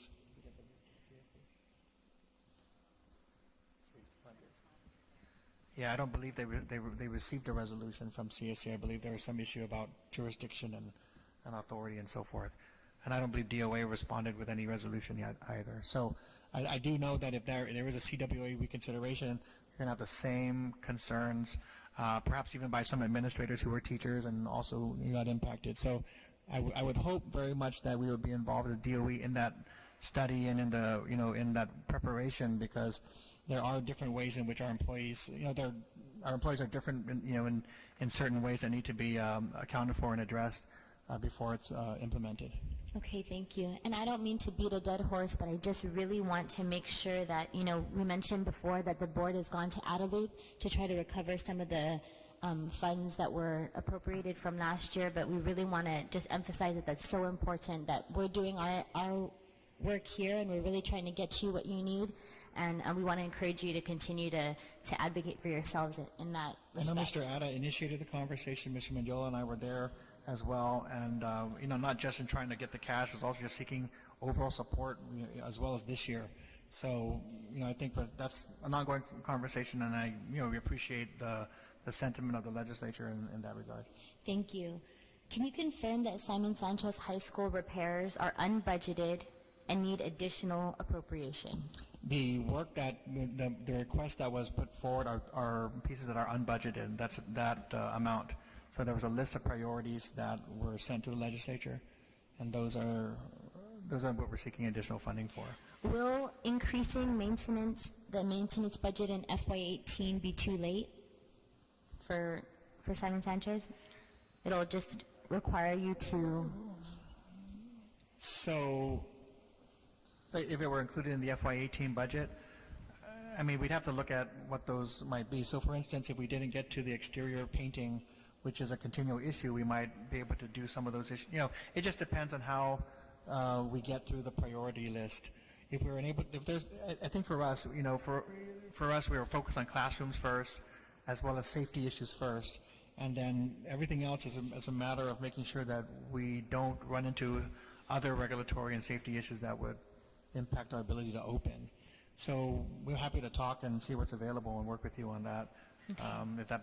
If the timing becomes an issue. I want to talk a little bit about literacy and summer learning loss. So we know that many students lose a lot of what they learn during the summer, and takes several months into the new school year to try to recover some of that. So I wanted to ask if maybe offline we can discuss other things that you might be doing with regard to summer learning loss, but would it be possible, I know the Vice Speaker was talking about kind of building our village communities around our schools, and I know each school has a library that can be a valuable resource for students to continue their learning, and I wanted to just ask you, maybe you don't have an answer for me right now, but what might be some logistical challenges to keeping our school libraries open for the summer maybe, or... Right. I'm definitely happy to have that conversation. I do think, I obviously believe that our schools are valuable community assets. They're not just, things to be secured and locked away during the school day. One of the challenges is that each and every one of these administrators is held responsible for the upkeep of those schools. Right. So whenever there is a community partnership, we just need to make sure that we're all we're all participating in a way that's going to sustain that school as a safe facility. And so I know that we press many of our administrators to open their schools as needed for certain organizations or activities. At the same time, we know it's a constant issue to have to absorb some of the impact. Understood. Trash and things like. And so it just depends on the partnership. They're listening to me now, so they may agree or disagree. We can have that conversation at some point. But especially if we're serving kids, these are the same kids that we serve. if we're just serving them out of school hours. So whether they use our recreational facilities or our libraries or our internet or whatever it is that we can offer the schools, that's why we want to improve our schools and make sure our facilities are can be a magnet for positive student experiences. So Right. that's the problem is when we don't have the ability to maintain those facilities, and then we know that they're pressing us to use our field. So one example might be if you see some of our southern middle schools. I know Senator Morrison's over here. Some of our southern schools, you have organizations in the south who say, can we use it? And we say, well, if you can help us avoid the holes being dug up by the pigs coming under the fence or other, it's this ongoing discussion. So to the extent we can find a way to, like I said, fix the perimeter fencing, make that field playable, and then be able to maintain that would be a benefit to the school and the broader community. Thank you. I'm just talking about literacy. You were alluding to textbooks earlier, but I just want to encourage you in your remarks. You talked about using online resources, free online resources, local resources. We know that UOG Press is out there and other resources at the University of Guam for, and I quote your quote, more relevant historical and cultural tools. So we just want to definitely encourage you to take advantage of free online resources, things that are locally available, and relevant resources. I also wanted to ask you really briefly about U.S. DOE. Currently, the Trump budget proposes about a $9.2 billion cut to education. So my question is threefold. How much in federal funds does Guam receive for GDOE? How could the federal cuts affect Guam? And how is the department preparing for these potential cuts? Okay, so we recently received a projection. So we have about, for this coming federal fiscal year, we're expecting more money. So that would be maybe $2.5 million. We're prioritizing that for, again, classroom instruction and supplies through the programs that we're applying for. The additional money. The reason why we are also doing that is to ensure that we can adjust as well for the coming year, the federal fiscal year 18, which at least the initial projections in the President's budget, brings our consolidated grant down to around $20 million. So we're talking about an $8 to $9 million decrease in the consolidated grant funds if that budget holds and doesn't, change. And that's obviously something that we would need to, prepare for the worst conditions versus any better situation. I don't believe there's any, or at least I haven't seen any proposed adjustment to the SPED and Head Start budgets or other federal programs, but consolidated grant under the new education law, that's something that we're tracking. I believe that we're able to kind of sustain our current level over the next coming years. Maybe next 2 years. We may not see an immediate impact because of how we're able to use our funds and and carry over funds if needed.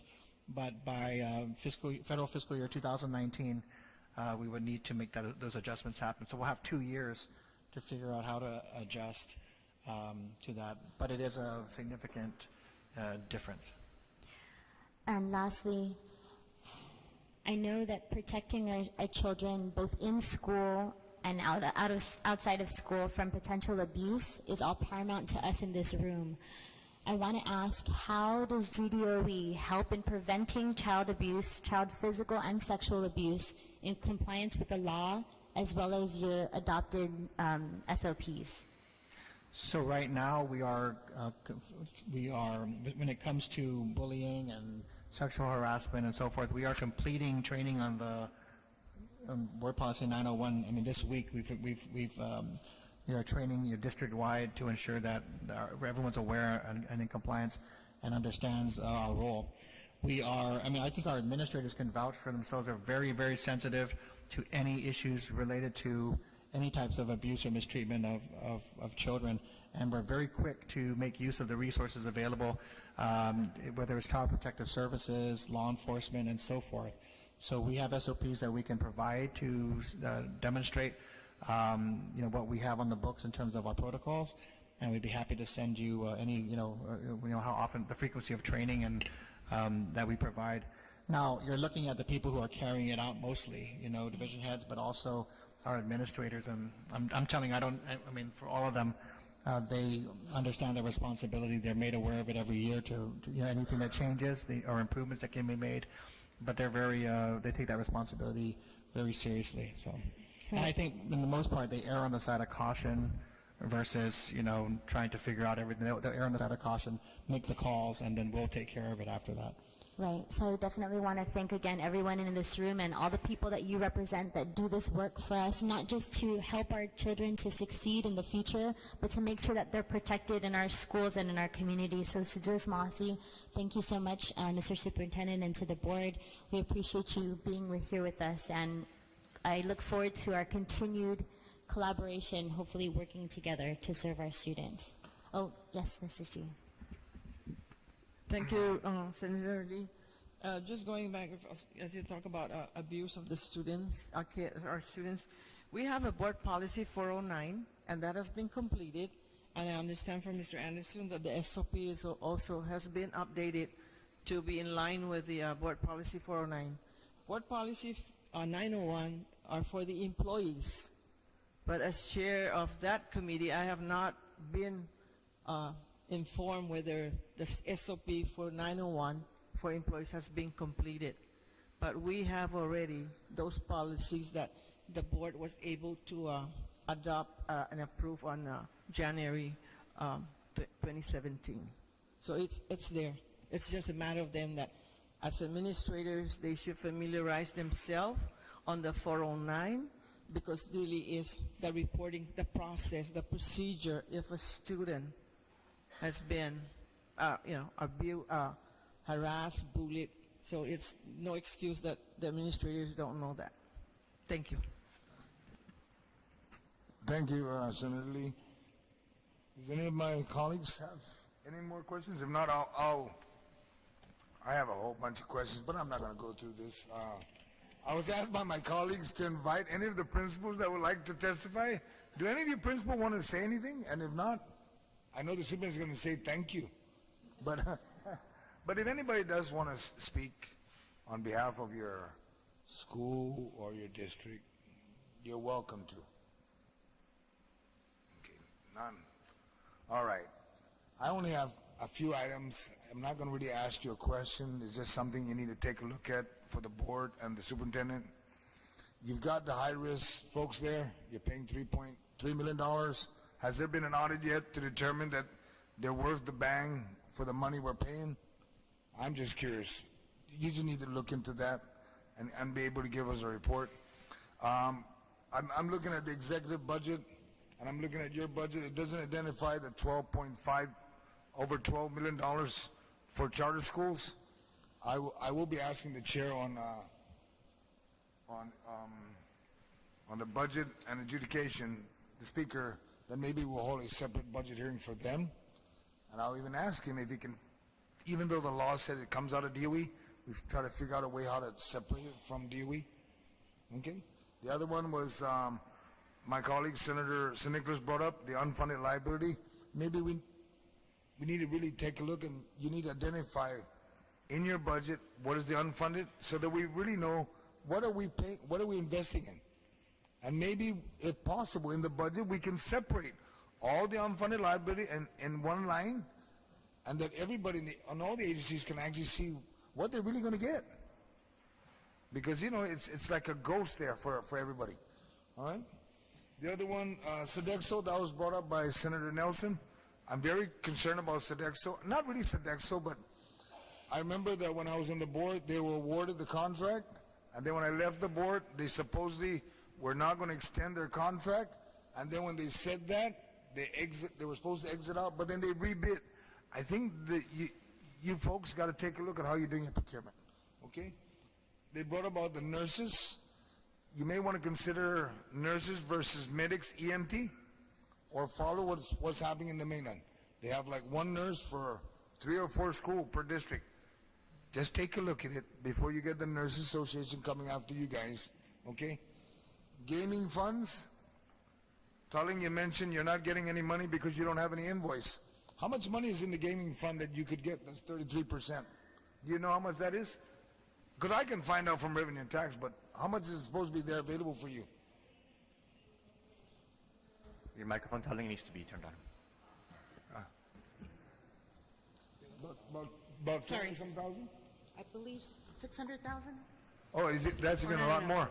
No, I'm sorry, I believe it's 300,000. Okay, but I understand that you need to have an invoice. My recommendation that, work it with DOA, produce a PO, say, here it is, we're not gonna act on it until you give the money to pay for it. I mean, work something out. I know it can work. And there being no other, this budget hearing is... Just 1 second before, I don't want to lose this because just charter schools, happy if you do a separate, we're happy, we've been reiterating this, if they can separate the budget. I know that our audit office has a role in validating their expenses, but let me just say one thing why I think it's important, because their funding comes out of the DOE budget. If you look at the enrollment, what's authorized for the charter schools versus our enrollment, we've gone down about 800, well, they've been funded at a level of maybe, I think, 1,200 students around, whereas we haven't lost 1,200 students. We show maybe a difference of 800 students. So we're serving 400 students without that same, you're assuming they're coming out of DOE schools, but 400 of those 1,200 students that are being served, at least in my calculations, we're still serving those students, so it's not a one-to-one transfer. So the way in which charter schools are funded by just taking money on a per pupil basis from the DOE is not matching up. Understood. So I just want to make sure, because we're seeing some of the difference. Just to clarify, Mr. Chair, also, yes, sir. on the per pupil basis, this conversation about the unfunded liability is a very, very important conversation to have with the charter schools. Because if they're going to a charter school, they should no longer be tagged the unfunded liability cost on a per pupil basis. So the calculations will change. Correct. That's the other. Also, Mr. Fernandez and the board, when you look at how the charter schools funded, $6,500 for elementary, I'm hoping that DOE is using that same formula for elementary, then come up with whatever the amount should have been for middle and what the amount should be for high. Because I know it can't be the same. Different groups of students, okay? So if you come up with that formula, recommend you propose it to the body and then come up with your budget. I mean, start working on that. Okay. And then on the 14 points, that was just the issue. The adequate education was what you should be funding, but not necessarily putting a dollar, because if you do that, my colleagues here were saying, really? You need that much money for that? It'll be all mixed up. It won't be in detail. If there's no further questions, this budget, yes, Mr. Mark. Louis Moxie, thank you, senators, for allowing us the time to present. Thank you, Mark.